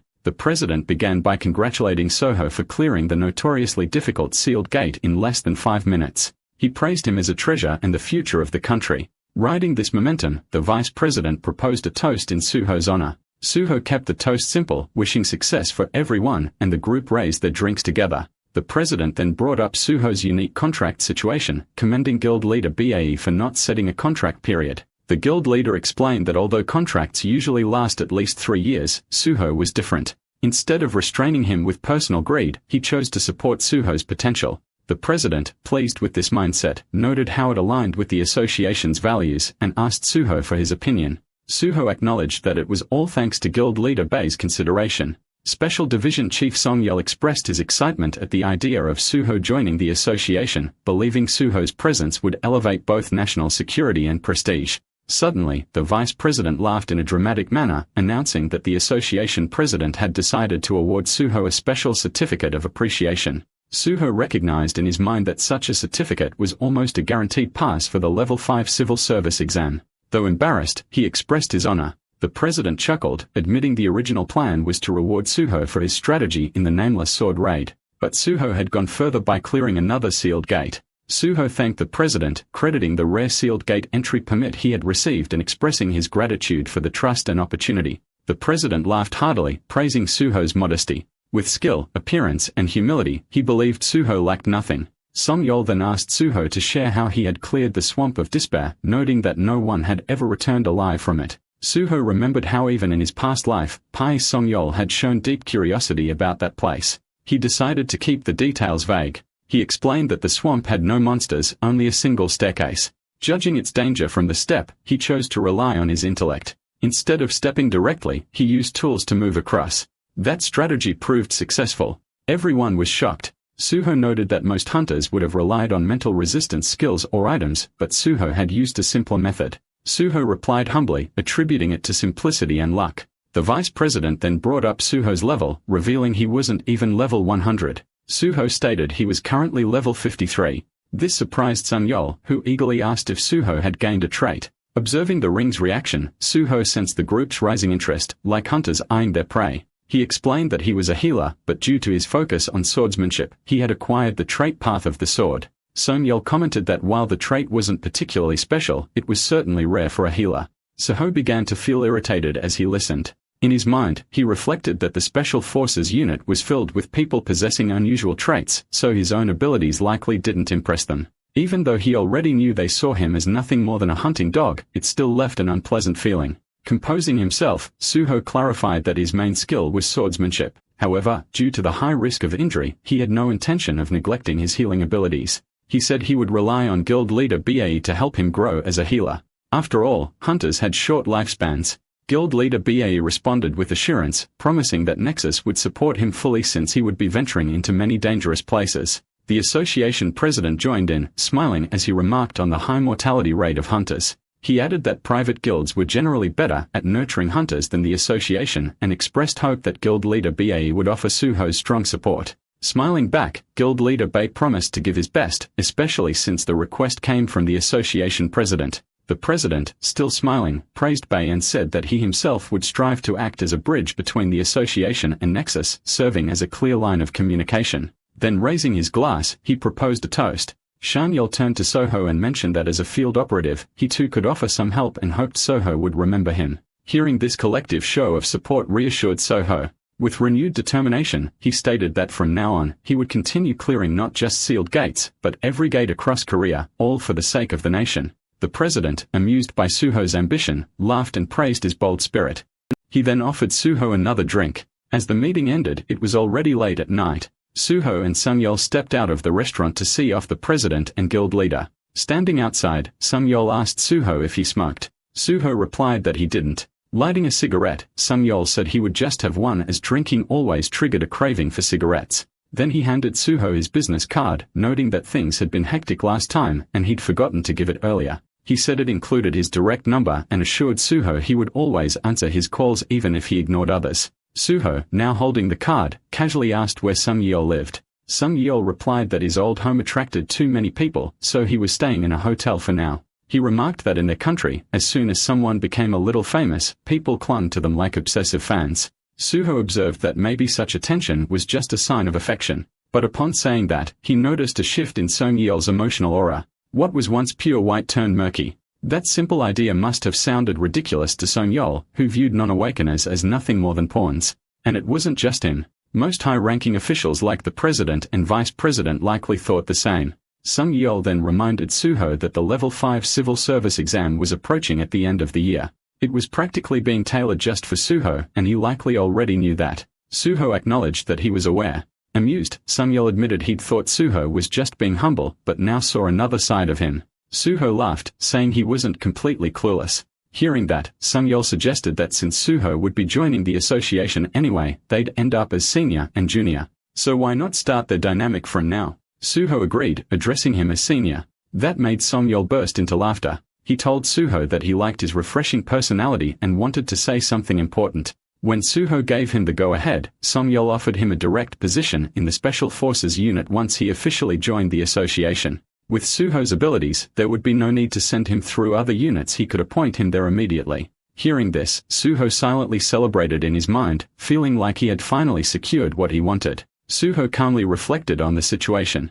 As expected, this was the reason he had stayed till the end. It was in line with his nature, calculated, composed, and prepared. Whether it was by sending someone or by directly seeking help from a guild leader, the objective remained the same. Suho understood why this particular lake had become one of Sung-yeol's strongholds. Eventually, it had been claimed by one of his own trusted men, and now Suho was ready to go all in. He would let Sung-yeol use him as much as he wanted. With a subtle smile, Suho reassured him that he was fine with it. Sung-yeol raised an eyebrow and asked if he really meant it. Suho confirmed without hesitation, stating that everyone knew the unit was the core of the Hunter Association. Sung-yeol laughed, noting the ambition in Suho's eyes, something rare among recruits. He appreciated people with dreams, saying that those without them were nothing more than hollow shells. However, he pointed out that Suho had been close to team leader Jung from the Gate Management Unit. Suho clarified that he indeed had a good relationship with team leader Jung, but that didn't mean he couldn't foster solid ties with both Sung-yeol and the president. Among all, he wished to be closest to Sung-yeol, his senior. Curious, Sung-yeol asked why. Suho explained that one should always aim to be closest to their mentor or direct superior. The president was too far removed, and team leader Jung was someone he would only work with temporarily. It was Suho-yeol who mattered most in the long term. Placing a hand on Suho's shoulder, Suho chuckled. Despite his youth, Suho navigated social dynamics like someone living a life. Suho accepted the compliment humbly and took the opportunity to express his interest in joining the Hunter Association through special recruitment. The mention of special recruitment made Sung-yeol pause in thought. Meanwhile, Suho contemplated silently. There was already an open recruitment happening, so, technically, there was no need to bring up a special route unless it helped sway opinions. Due to the ring of emotions, Sung-yeol's feelings had intensified beyond simple affection. According to the practitioner, this has now evolved into deep love. The white F effect wasn't permanent, but it was potent enough to create a favorable window of opportunity. Xian-yeol admitted that he hadn't realized Suho's interest and affection for the Hunter Association ran so deep. Suho responded firmly. His goal had never wavered. He had checked, but there didn't seem to be any plans for special recruitment this year. Some agreed that such recruitments were rare, but with the right approach, it could be possible. Suho, realizing things were going his way, silently celebrated. He then praised Sung-yeol, calling him amazing as expected. Sung-yeol waved off the praise modestly. He explained that the final decision for special recruitment was in the hands of the higher-ups. However, if he submitted the request on behalf of the Special Forces unit, there might be a real chance. But he added a condition. If they were going to push for an unscheduled recruitment, they needed a definite game-changer, something or someone like Suho. They needed solid proof that he was an indispensable asset to their team. Suho inquired if Sung-yeol was referring to gate raids. Even amid the manipulated emotions, Suho could see that Sung-yeol remained sharp and strategic. However, Sung-yeol revealed that although gate raids were essential, the Special Forces unit focused more on apprehending awakened criminals. Suho acknowledged that the Special Forces unit had the authority to investigate such individuals. Xiang confirmed and elaborated further. These criminals were now referred to as villains. While he was aware of Suho's abilities, he emphasized that villain investigations were a completely different domain from gate raids. Capturing a well-known villain would leave a strong impression on the high-ups, though he clarified that it wasn't mandatory. Suho agreed and asked if there was a specific target in mind. Xiang replied that there wasn't. Suho could choose anyone from the current wanted list. Once the special recruitment was approved, he would be hired within a month or two. Suho gave a confident nod, assuring that he would capture one and prove his worth. Sun Yol remarked that while most of his team was hesitant when dealing with fugitives, Suho didn't show even a hint of fear or doubt. As the conversation continued, they approached Suho's car. Before leaving, Suho told Suho he would be waiting. But behind that smile, something else stirred in Suho's mind. Internally, he gave an order. Bring the swordsman. He tried to recall the name of the person who wielded the sword like a butcher. That was the one he wanted. He instructed someone to go and fetch him. With that, Xiang left the scene. Suho watched him go, quietly reflecting. Swordsman, that was the title Xiang had used for him before acknowledging his strength. After Suho had defeated the Sword King, Xiang had started using his name, treating him with unexpected warmth. This shift was thanks to the Ring of Emotions. Although it was a hassle when Xiang offered to fast-track his entry into the Hunter Association, Suho willingly played along, and it was perfect timing. The new recruits happened to be mixed with villains. Suho planned to use them as sacrifices to prove his worth. The next day, Suho returned to the same building where Seo Ji-won had been captured by thugs. Without hesitation, he hurled a brick toward the group, striking near them to provoke a reaction. The startled men grew furious and stormed outside to confront him. One of them demanded to know who he was, questioning if he was drunk or insane. Suho responded calmly with a smile. He wasn't drunk or mad. Instead, he exposed them. These were the ones stealing cryptocurrency wallets through unusual methods. He knew Cogwan was being held there, the very man they had detained. Hearing this, the four men grew tense and began whispering among themselves. One questioned how Suho knew. Another asked if he was a cop. They suggested catching him regardless of who he was, but the last one warned them not to mess with the police. It could make things worse. Yet with their cover blown, they agreed they had to silence Suho before things escalated further. Listening in, Suho smirked to himself. He could hear everything. These pathetic villains didn't realize what they were walking into. If they could catch him, he'd consider recruiting them. Without wasting time, Suho summoned his shadow and used its chains to seize one of the men. The others rushed to attack, but Suho swiftly dodged. He countered using his blood weapon, striking one and sending him crashing down. Since he couldn't kill them, he decided to beat them down with a stick instead. Another man lunged at him. Suho again dodged with ease and struck back with his blood weapon. Witnessing this chaos, the last thug panicked and tried to flee, but Suho hurled his blood weapon at the man's leg, impaling it and halting his escape. Suho warned him to stay still if he didn't want a worse beating. He then considered locking all of them inside the subspace house. With the threats subdued, it was time to meet Seo Giwan. He moved deeper into the building, finding the locked room where Seo Giwan had been imprisoned. Entering quietly, Suho saw him lying there in a pitiful state. Seo Giwan was asleep, his body covered in injuries, his condition visibly dire. Seo Giwan finally awoke from his long slumber. Standing before him was a stranger who turned out to be Suho. Startled and shaken, Giwan instinctively recoiled at the sight of him. Suho calmly introduced himself as Suho. Giwan's eyes widened in disbelief as he recognized the name, the same Soho who frequently appeared in the news. Confused and overwhelmed, he asked what Soho was doing there and inquired about the whereabouts of the four bosses who had been tormenting him. Soho silently recalled the details from the autobiography. It had stated that Giwan had been brutally beaten and confined by those four for half a year. Looking at his condition now, it was clear that holding a conversation would be difficult. To ease his fear, Suho placed the Ring of Emotions over Giwan's heart using its calming energy to relax him. The effect was immediate. Ji-won began to feel at peace, surprised by the sudden emotional shift. When he asked what had just happened, Soho explained that it was due to his effect skill. Noticing how unstable Ji-won had been, he had taken action to help. Still gripped by fear, Giwan hesitated and asked what would happen next. Was he going to be taken to prison for all that he had done? Suho questioned why he would think that. Giwan confessed that everything he had done so far had been wrong, but Suho reassured him that he had been forced into those actions through abduction and manipulation. There was no reason for him to be punished. Giwan quietly acknowledged that Suho was right. Suho thought to himself that he hadn't expected someone as famous as the media to be so kind. Then Giwan raised a critical question. How had Suho known where to find him? After all, Suho wasn't even part of the Hero Association yet. Suho admitted that this was true. He had used his special foresight ability to locate him, an ability he had never revealed to anyone before. The reason he was disclosing it now was simple. He absolutely needed Seal Gwan for the journey ahead. Gwan was stunned. He couldn't believe someone like him could be of any help, but Suho explained that Gwan was the only person in the country with a cyber-type trait, a rare ability known as digitization. Suho reflected on this incredible power. Among countless traits in the world, digitization was the only one that allowed the user's consciousness to enter the digital world. Only 2 people had ever manifested this cyber-type trait, but its true potential had remained unrecognized until one of them, calling himself Overload, took control of every network system on Earth. Arrogantly declaring himself ruler of the planet, he created global chaos. Despite the rise of the player system and massive changes in the world, society still depended on network systems. The one who sacrificed himself to stop Overload and save humanity was none other than Seo Gwan. A year after escaping and disappearing without a trace, Gwan gave his life in that final battle. His bravery earned him the title Media, and all of this was made known through the autobiography he left behind. But this time, Suho was determined to change the course of history. Overload's birth and Seo Gwan's death would not happen. Suho needed him. The world would one day fall to the gates and the system, and Suho knew he couldn't stop that tragedy alone. He asked Giwan to join him. Hearing this, Giwan felt nervous and unsure. As he hesitated, a dark emotion erupted from within him.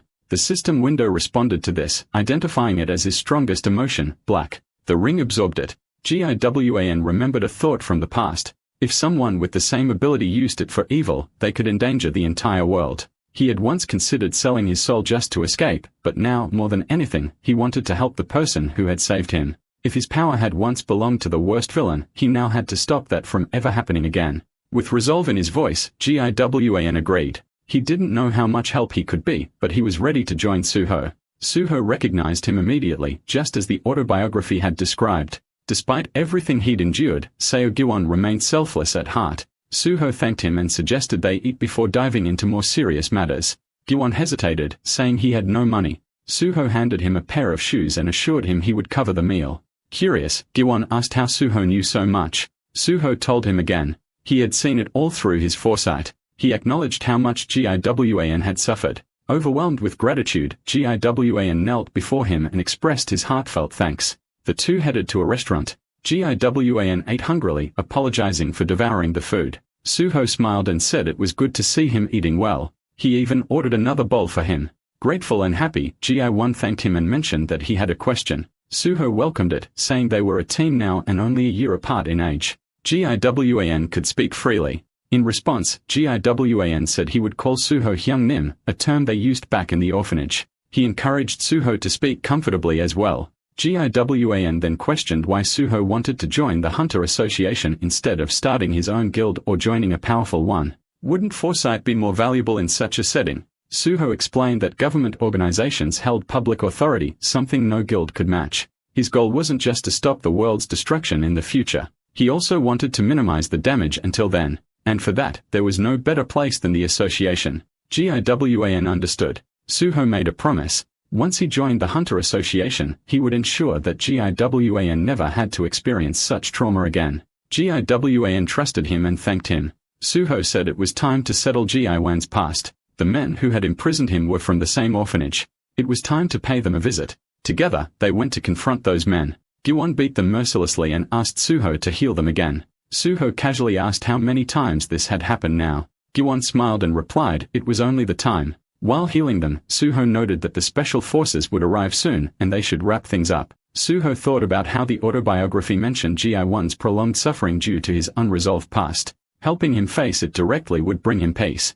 If that wasn't enough, Suho would take care of the rest. Soon, Sung-yeol arrived and asked if Suho had been struggling alone. Suho was surprised to see his senior knowing how busy he must have been. Sung-yeol explained that it was a surprise visit. Suho was special after all. Suho quietly scoffed at the word special. Looking at the battered men lying nearby, Sung-yeol asked if these were the thieves. Suho confirmed. Sung-yeol was confused. They looked perfectly fine on the outside. Suho explained there had been some resistance during the arrest, so he had treated all of them just to be safe. Laughing, Sung-yeol called him a troublesome junior. He hadn't expected this, but appreciated Suho's bold style of work. Suho apologized, saying it was his time handling a situation like this. But Song-yeol wasn't scolding him. He was praising him. He pressed his foot against one of the men's heads and said that villains could be beaten as long as they didn't die. Their team would heal them anyway and there'd be no evidence of assault. He admitted he could kill them himself, but legal rights were getting in the way. Suho acknowledged this was a method he had learned during his time with the Special Forces. Seong-yeol then pointed out that Ji-won's ability had been used for the crimes. This was his time seeing a cyber-type trait in person. Suho questioned his senior with a tinge of frustration, unable to accept the cold dismissal of a victim's situation. He tried to plead Seo Gi-won's case, emphasizing that the man was a victim. The moment his rare personal trait digitization was revealed, he had been kidnapped and confined by people from the same orphanage and forced to act against his will. Suho asked for reconsideration and submitted their written confessions as evidence. Handing the documents to his senior, Suho listened as the man coldly replied, asking if this was standard operating procedure. Still, he remained skeptical and questioned whether a trait like digitization could even be used inside a gate. Hearing this, Suho realized what the senior's true goal was. Calmly, he explained that the ability was cyber-related and had no correlation with gates. It was more suited for security-related purposes, but the senior dismissed its usefulness, stating it held no value in combat or support roles and thus, they didn't need it. Suho still urged him to ensure that COGWAN wouldn't be punished. The senior smirked, teasing that Suho had grown soft while taking care of the victim. Still, he admitted that from what he had heard, COGWAN seemed pitiful. He agreed not to punish him and even promised to clear his name and help him get compensation. He told Suho not to worry. Suho thanked him, but the senior brushed it off, claiming fairness was his nature. Then with a curious glance, he asked how Suho had even found out about the case. Suho noted to himself how shameless his senior was for asking so late. Out loud, he explained that Seo Giwan had posted a help request using his ability, and upon verifying it, Suho had launched a rescue operation. His senior looked doubtful and asked if that was truly how it happened. Suho internally confirmed it wasn't, but the senior continued praising him, impressed with how Suho had handled everything. He told Suho that people meant to succeed would always find a way. Suho replied modestly that it was just luck, but the senior stated that luck followed those who were prepared. He then confirmed Soho's special appointment and promised to contact him soon. Later, Shuja-won asked Soho what he should do next. Soho told him to come along. He took him to the house he was staying in. Seoji-won was amazed by the luxurious space and commented that Suho was living on a different level. But Suho clarified that it wasn't his home. It belonged to reporter Jinhui of PBS who was currently away on a business trip. It would just be the two of them for now.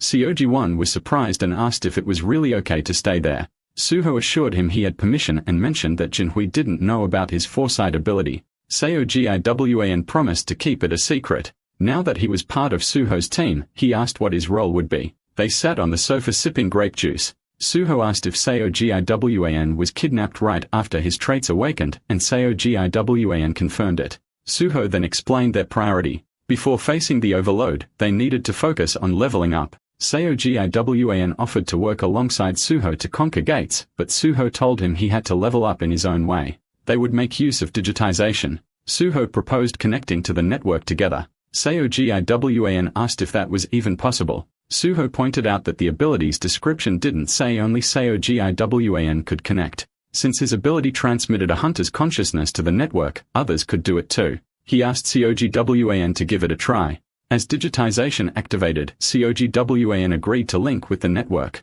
The two entered a different space. Seo Giwan, visibly excited, marveled at experiencing ID 988 in real life. Seo Giwan felt surreal to have someone beside him in the digital world. Seo Giwan noticed the setting resembled a vineyard and remarked on it. Suho confirmed that that's where it had been filmed. Even though the food lacked flavor, Suho still wanted to try the grapes. Curious, Seo Giwan asked how they were supposed to level up here. Suho prompted him to think about what leveling up really meant. Seo Giwan suggested it was about gaining a certain amount of experience. Suho affirmed that leveling up required experience and a hunter's actions served as proof. He even mentioned how he had leveled up during the hunter exam's virtual reality. Seo Giwan asked if one could really level up in a virtual world. Suho clarified that unlike a fake virtual reality, this one had physical presence. In fake VR, dying had no real-world impact. But in this network world, everything was real. The environment didn't replicate human senses but had physical presence, just like when Seogiwan hacked a crypto wallet. Because of this, Suho had prepared something special for Seogiwan, a computer folder titled Free File Cleaner. But Suho explained that it was a fake name, and the folder actually contained a virus, not an antivirus. These computer viruses were like monsters, hacking and destroying targets. Seogiwan would have to risk his life to fight them. They entered the room where Suho warned him again. Getting hurt here meant getting hurt in real life. He also told Seogiwan not to answer the guide's question or else a swarm of viruses would be unleashed, similar to clicking on suspicious links. Soon, a robot appeared and asked if they wanted to use the free file cleaner. Suho commented on how plausible it sounded. Seogiwan admitted he almost answered. Suho then handed him a weapon and reminded him that, as a mage class, he'd need it for self-defense. When asked how he knew, Suho said his foresight ability told him. They readied themselves for battle. Suho would take the front as a tank while Seogiwan stayed behind and cast spells. The robot repeated its question multiple times. Suddenly, a large number of black skeletons appeared, catching Seogiwan off guard. Alarmed by the overwhelming number, he reacted with visible fear. Suho remained calm, assuring that they could still escape, but the skeletons would be trapped here. Without hesitation, he activated his blood weapon. He warned that if Seogiwan truly felt like he was going to die, he should retreat through the door they had entered from. Failure to escape would mean certain death. With that, Suho leapt into action. He charged at the skeletons, slicing through them one by one with precise strikes from his blood weapon. Each jump landed with deadly accuracy, cutting off the heads of the skeletons. As he fought, he called out to Seogiwan, urging him to stay alert and prepare his magic. Seogiwan followed the instruction, focusing and keeping his magic at the ready. After a while, Suho managed to decimate the entire swarm, leaving the ground littered with defeated skeletons, but the battle had taken a toll. Seogiwan grew weak and staggered, exhausted by the ordeal. With trembling breath, he admitted how close he felt to death. Suho checked on him and confirmed that he was still alive. He then shared that he had reached level 59. Seogiwan responded saying he had leveled up to 55. Impressed, Suho thought to himself that this was far better than he had expected. If he could raise Seogiwan into a powerful mage, the boy would become a valuable member of the Banshee group.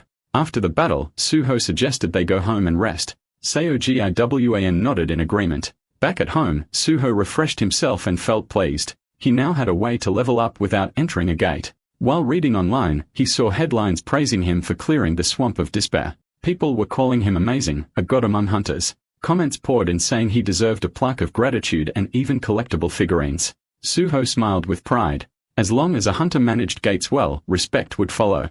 Everything was going smoothly and it was time for the next step. He called leader BAE.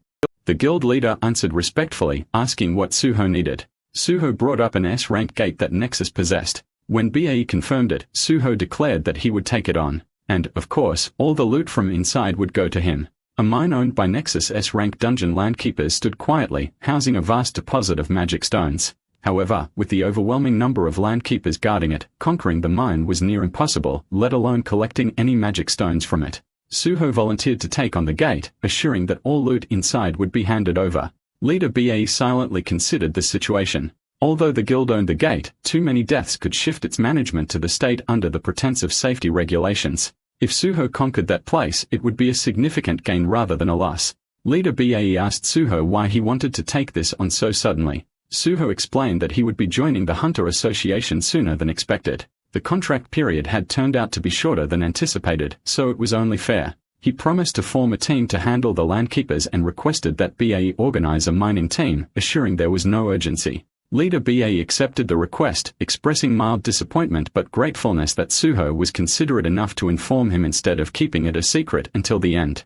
Suho promised to contact him soon. The next day at the Nexus Academy Lounge in Poyu, Dihun greeted Suho, referring to him as Hunter on Suho. Suho replied with a polite nod, acknowledging the passage of time. Shunyi introduced Dihun, revealing that he had passed the exam in the same class thanks to Suho's earlier advice. Dahan had wanted to meet him. Suho asked Dahan about his current activities, wondering if he had joined a team. Dahan explained that he was still in the training period and was gaining field experience by entering gates. Suho internally acknowledged that this was the usual path, joining a guild, building basic experience, getting assigned based on skills, and slowly increasing survival rates. Suho then invited Dahan to gain practical experience with him, offering him a place in the team he was forming. Dahan enthusiastically agreed, ready to begin at any time.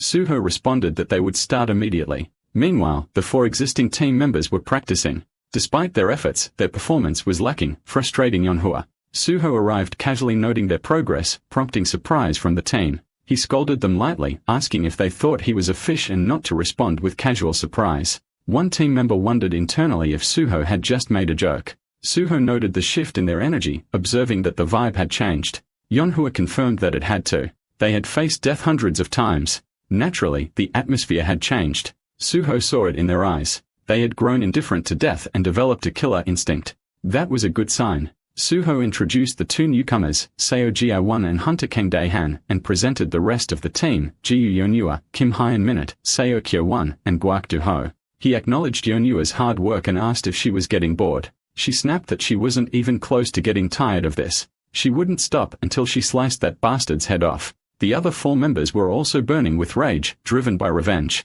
Suho told the new recruits to observe that energy. They too would need to develop that level of killer instinct. When they asked if it was necessary, he affirmed that it was the only way to survive. Starting that day, they would train with the existing members. He instructed Manhwa that one of them was a mage, the other a tank. They didn't need swordsmanship, just to form squads, use clone techniques, and train well. She accepted, then asked what kind of gate they would be heading into. Suho hadn't mentioned it yet, but assured them they would go into the field soon. Manhwa pressed for more details, but Suho only said they'd find out. Before that, he suggested they stop referring to each other informally and settle on titles. Manhwa, frustrated, asked what to call him, but internally swore she wouldn't call him Oppa. Suho told her to call him team leader since they were now a team. She grudgingly agreed. Suho informed them that he had something to take care of, and they were done for now. When they asked what exactly they were supposed to do, he simply said they'd find out soon enough. Just then, the same hunter they had died to countless times appeared, provoking them to come at him instead of staring blankly. Dahan was stunned. This man didn't seem like a hunter at all. His words were something else entirely. Manhwa coldly advised Dahan that if he didn't like what he heard, he could either kill the man or get ready to be chopped down. Later, Suho traveled by car, but the vehicle came to a halt in the middle of the road. The driver informed him it couldn't go further. Suho stepped out and surveyed the area. They had arrived at the outskirts of Poyu, once called the Land of Gold. Once thriving, the area had fallen to ruin due to frequent gate occurrences and a lack of hunter personnel. What remained was a wasteland. Suho reflected that if not for the gates, Poyu wouldn't have ended up this way. The gates had pushed not only Poyu, but the whole world into a surge of drugs, crime, and famine. There was no way to save everyone. He had to conquer the gate as soon as possible. Yet even a wasteland had its uses. Rejected by people, it had ironically become a haven for a certain group. As he walked, he arrived at a hidden base. Upon approaching, someone questioned his identity. Suho stated his interest in purchasing a mine. The person, skeptical, had eventually recognized him and invited him inside. It was a special meeting. The place wasn't open yet, but Suho was receiving special treatment. The person asked if Suho had used Poyu village before. Suho asked if the mimic mask the person wore was uncomfortable. Caught off guard, the person asked how Suho knew. Suho simply said he could see it and encouraged the person to relax. He was the only customer. The figure removed the mask, revealing not a man, but a woman, Choi-yoon. She was amazed. Someone who had conquered 2 sealed gates was clearly on another level. Suho recognized her. One of the top gate brokers in the country, the best in Poyu village, Choi-yoon. In his past life, he had bought gates through her. Back then, she wasn't well known yet. She would gain fame after joining the Union, the largest underground guild in the country. Choi-yoon asked how he knew about the place and found it curious that he used the term mine, a slang word for gates. Suho offered to explain, but suggested they focus on discussing gates. Choi-yoon asked what kind of gate he was looking for. Suho told her he was interested in the Twisted Forest Gate and wanted to purchase an entry ticket just for himself. Choi-yoon was surprised. Choi-yoon noted that the Twisted Forest had been released as a product less than 3 days ago, raising suspicion about how Suho knew about it and its price when most people weren't even aware of its existence. Suho responded coldly, stating that in the black market, it was an unspoken rule not to discuss anything beyond the transaction during gate deals. In his thoughts, Suho reflected on the 2 types of gate transactions, the trade of ownership, where the gate itself was bought and sold, and the admission ticket, which allowed single entry. Ownership was significantly more expensive, but tickets for popular gates still commanded high prices. Choi-yoon acknowledged his intent and informed him that the entry fee into the Twisted Forest was 100 million won per person. She questioned his decision to go in alone, to which Suho simply handed her the down payment, saying he would pay the rest at the gate. Seeing the money, Choi-yoon admitted she was only surprised, and that's why she had asked so many questions. She confirmed the transaction and agreed to guide him to the gate. As they left by car, Suho noticed the association's mark, which suggested recent involvement. He felt relieved, knowing that the association's presence would help avoid unnecessary conflicts. Choi-yoon asked if he wasn't surprised she had come up north. Suho calmly replied that he wasn't. In his thoughts, he considered the current state of North Korea, a collapsed region plunged into anarchy due to the gates. China had kept its forces along the border reluctant to cross, while South Koreans like him moved in and out with ease. Choi-yoon remarked on his stoicism, noting that the articles she had read painted a different picture. Suho replied that he must have left a good impression. Soon, they arrived at the entry point of the Twisted Forest to request permission. Outside the gate, several men stood guard, menacing in appearance. Choi-yoon informed them she had brought a guest who would be entering the Twisted Forest. The payment had been verified, and she had received the down payment. The guards chuckled upon hearing this, surprised to find it was truly Suho. Suho warned them to show respect and demanded to see the boss. The leader of the group stepped out, expressing his honor at meeting Hunter and Suho in person. Suho instantly recognized him, Bong Duyuk, infamously known as the Woodsman, a leader of a human trafficking ring. Suho recalled how traffickers referred to kidnapped individuals as logs, and this man literally sold people like merchandise. Though he had eventually been arrested by the Special Force Hunter Association and sentenced to prison, it shocked Suho to see him here, not only a member of the association, but also owning a gate. This detail hadn't appeared even in the Library of Memories. Choi-yoon asked if they could proceed immediately. The boss agreed, but hinted that Soho's presence presented a financial dilemma. Normally, they sold tickets under the assumption challengers wouldn't actually clear the gate. But with someone like Soho, known for solo conquering 2 sealed gates, the balance shifted. It didn't add up financially anymore. Suho mentally noted the man's shrewdness. No surprise coming from someone who once sold humans for a living. Choi-yoon called out the boss's veiled attempt to raise the price on the spot, warning him not to play games. The boss quickly backtracked, claiming it was just a joke. Soho watched her handle the negotiation smoothly, noting she was acting like a seasoned broker. Even someone like Bang Dua couldn't act recklessly around her, a member of the Clay Shin. It seems Soho didn't need to intervene just yet. The boss laughed nervously and told them to follow him. Choi-yoon assured Suho they would proceed with the entry immediately. She would remain with him throughout for safety, so there was no need to worry. Suho acknowledged that some individuals ambushed gate buyers after they cleared a gate and returned. To prevent such incidents, gate brokers needed enough strength to guarantee both safety and fair transactions, which is why there were so few of them. He followed her as they made their way inside. The boss remarked on Suho's confidence, questioning what kind of courage it took to enter alone. Then again, he added, this was Hunter on Suho. Suho replied with his own curiosity, wondering whether he could truly clear this place. Crossing the gate, Suho stepped into the Twisted Forest. He had never expected to see it in his lifetime. In his past life, he had never entered this place, but someone else had gained fame due to a rare item found here. Determined, he set off to find that item. He drew his weapon and activated mana detection. Immediately, he sensed monsters in the forest all above level 90. Wielding his blade, he began cutting them down. He thought an axe would be better suited for chopping tree-like creatures, but he had to manage with his weapon. As the monster launched an attack, he summoned his sword, remembering the rumors that the true ruler of this forest was of a far higher level than these Ents. This was the same as with the Nameless Sword.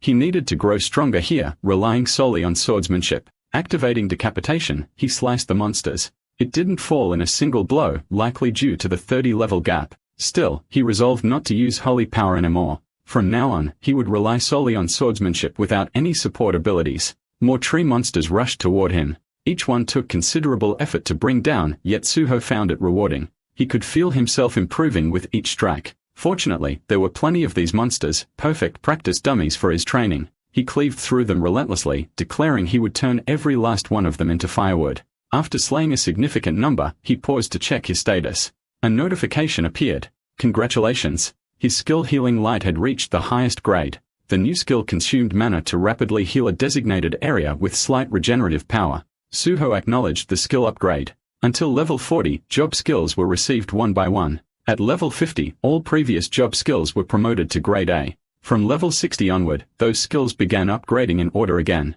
And at level 100, a class-specific turning point awaited. For now, he had cleared out the small fry. The real challenge, the ruler of the Twisted Forest, would be appearing soon. The scene shifted toward the towering being, the ruler of the forest, whose level stood at 100. Melion finally arrived before Suho, who watched silently, thinking to himself, finally, he's here. But his excitement faded as he recognized the energy. It's a 1-star. There were many ways to classify monsters, but, typically, anything below level 99 was considered starless. From level 100 onward, they were ranked 1-star, 2-star, and so on in units of 100. For Suho, Milan was the 1-star monster he had encountered in this life. Milan remarked on the presence of an uninvited guest, to which Suho calmly responded in his mind. They had never invited him either. Milan seemed confused, but Suho made it clear that summoning a portal on someone else's land without permission didn't make them the intruders. Suho, dismissing Melion's world, scoffed at their ignorance, calling them mere creations of the system. Without warning, Suho summoned a weapon through shadow magic and hurled it at Melion.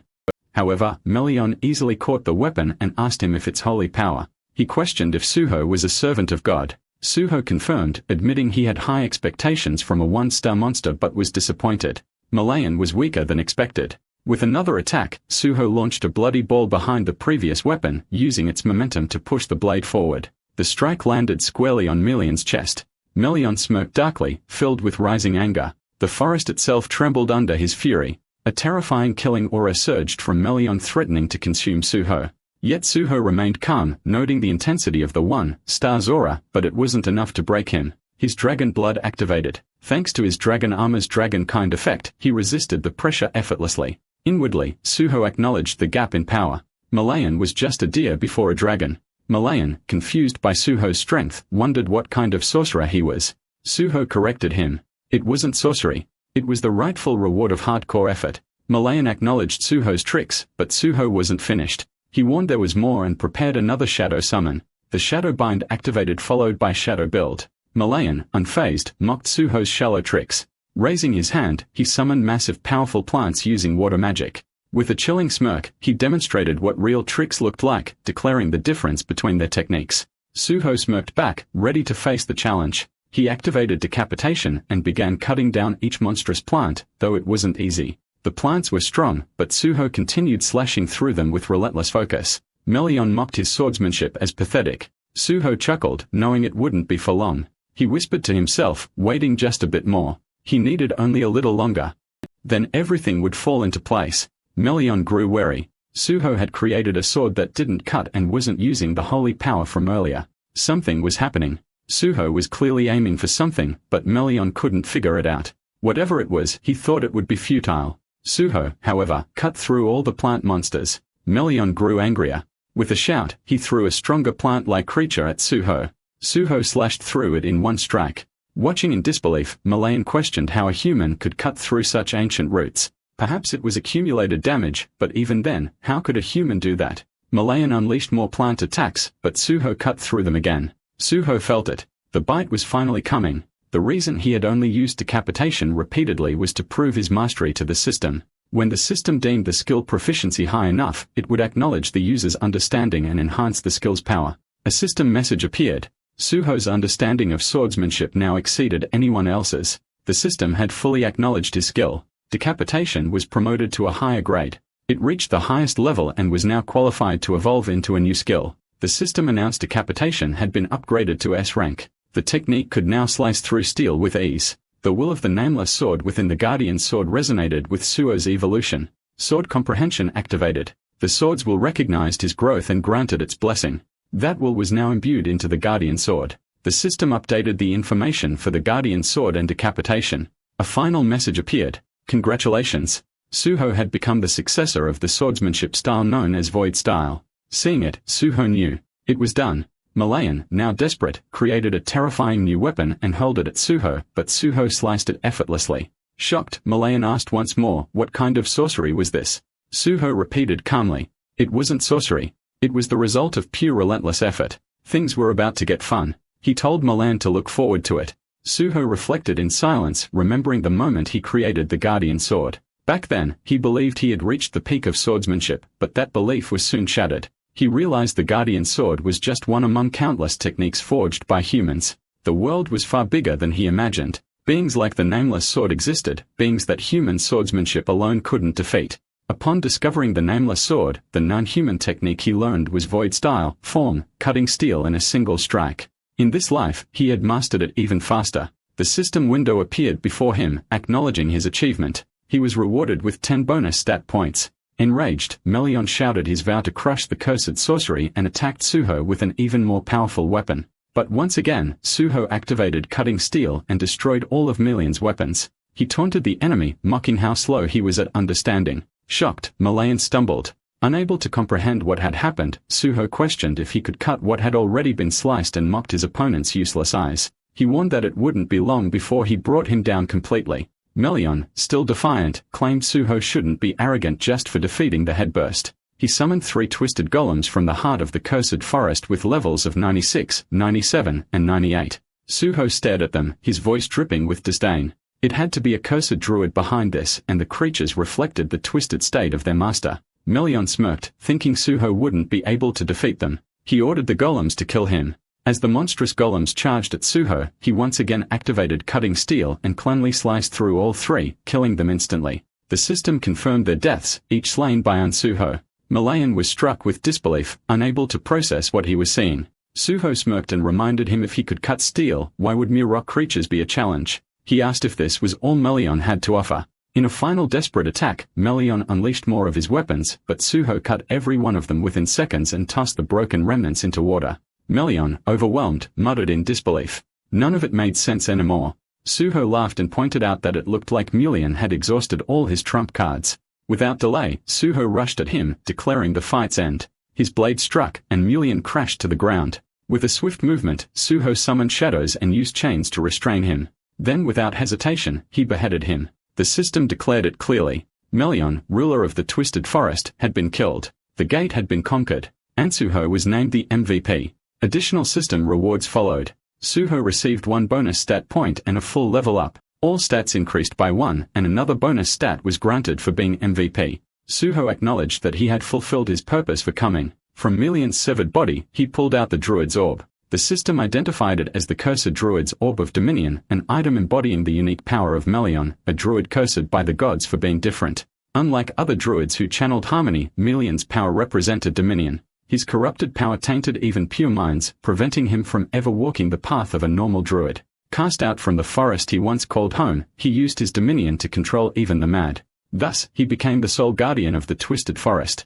Void style was powerful, but this orb had been Suho's true goal. He had needed it to progress further. Now that he had it, it was time to leave. Outside the Twisted Forest, Choyun and her team watched as the gate disappeared. It had been conquered. Shock rippled through the group as they processed the fact that Suho had actually done it. It was hard to believe. Elsewhere, the gate's original owner boiled with rage. The Twisted Forest had been classified as an S-class danger zone, one of the hardest to clear. Its strict limit on entries made it practically impossible. He had planned to milk it for entrance fees indefinitely. Acquiring ownership hadn't been easy either. It had cost him dearly. Now someone had conquered it solo the moment it opened. The idea was maddening. He cursed, frustrated at the loss. He had invested so much, and now Suho wanted to pay him just 100 million and walk away. He couldn't accept it. He commanded his men to prepare to ruin Suho. Choyun, alarmed, questioned if he was really going through with it and whether he could face the consequences, but the man yelled back that he didn't care. If she wanted to call the association, she should go ahead.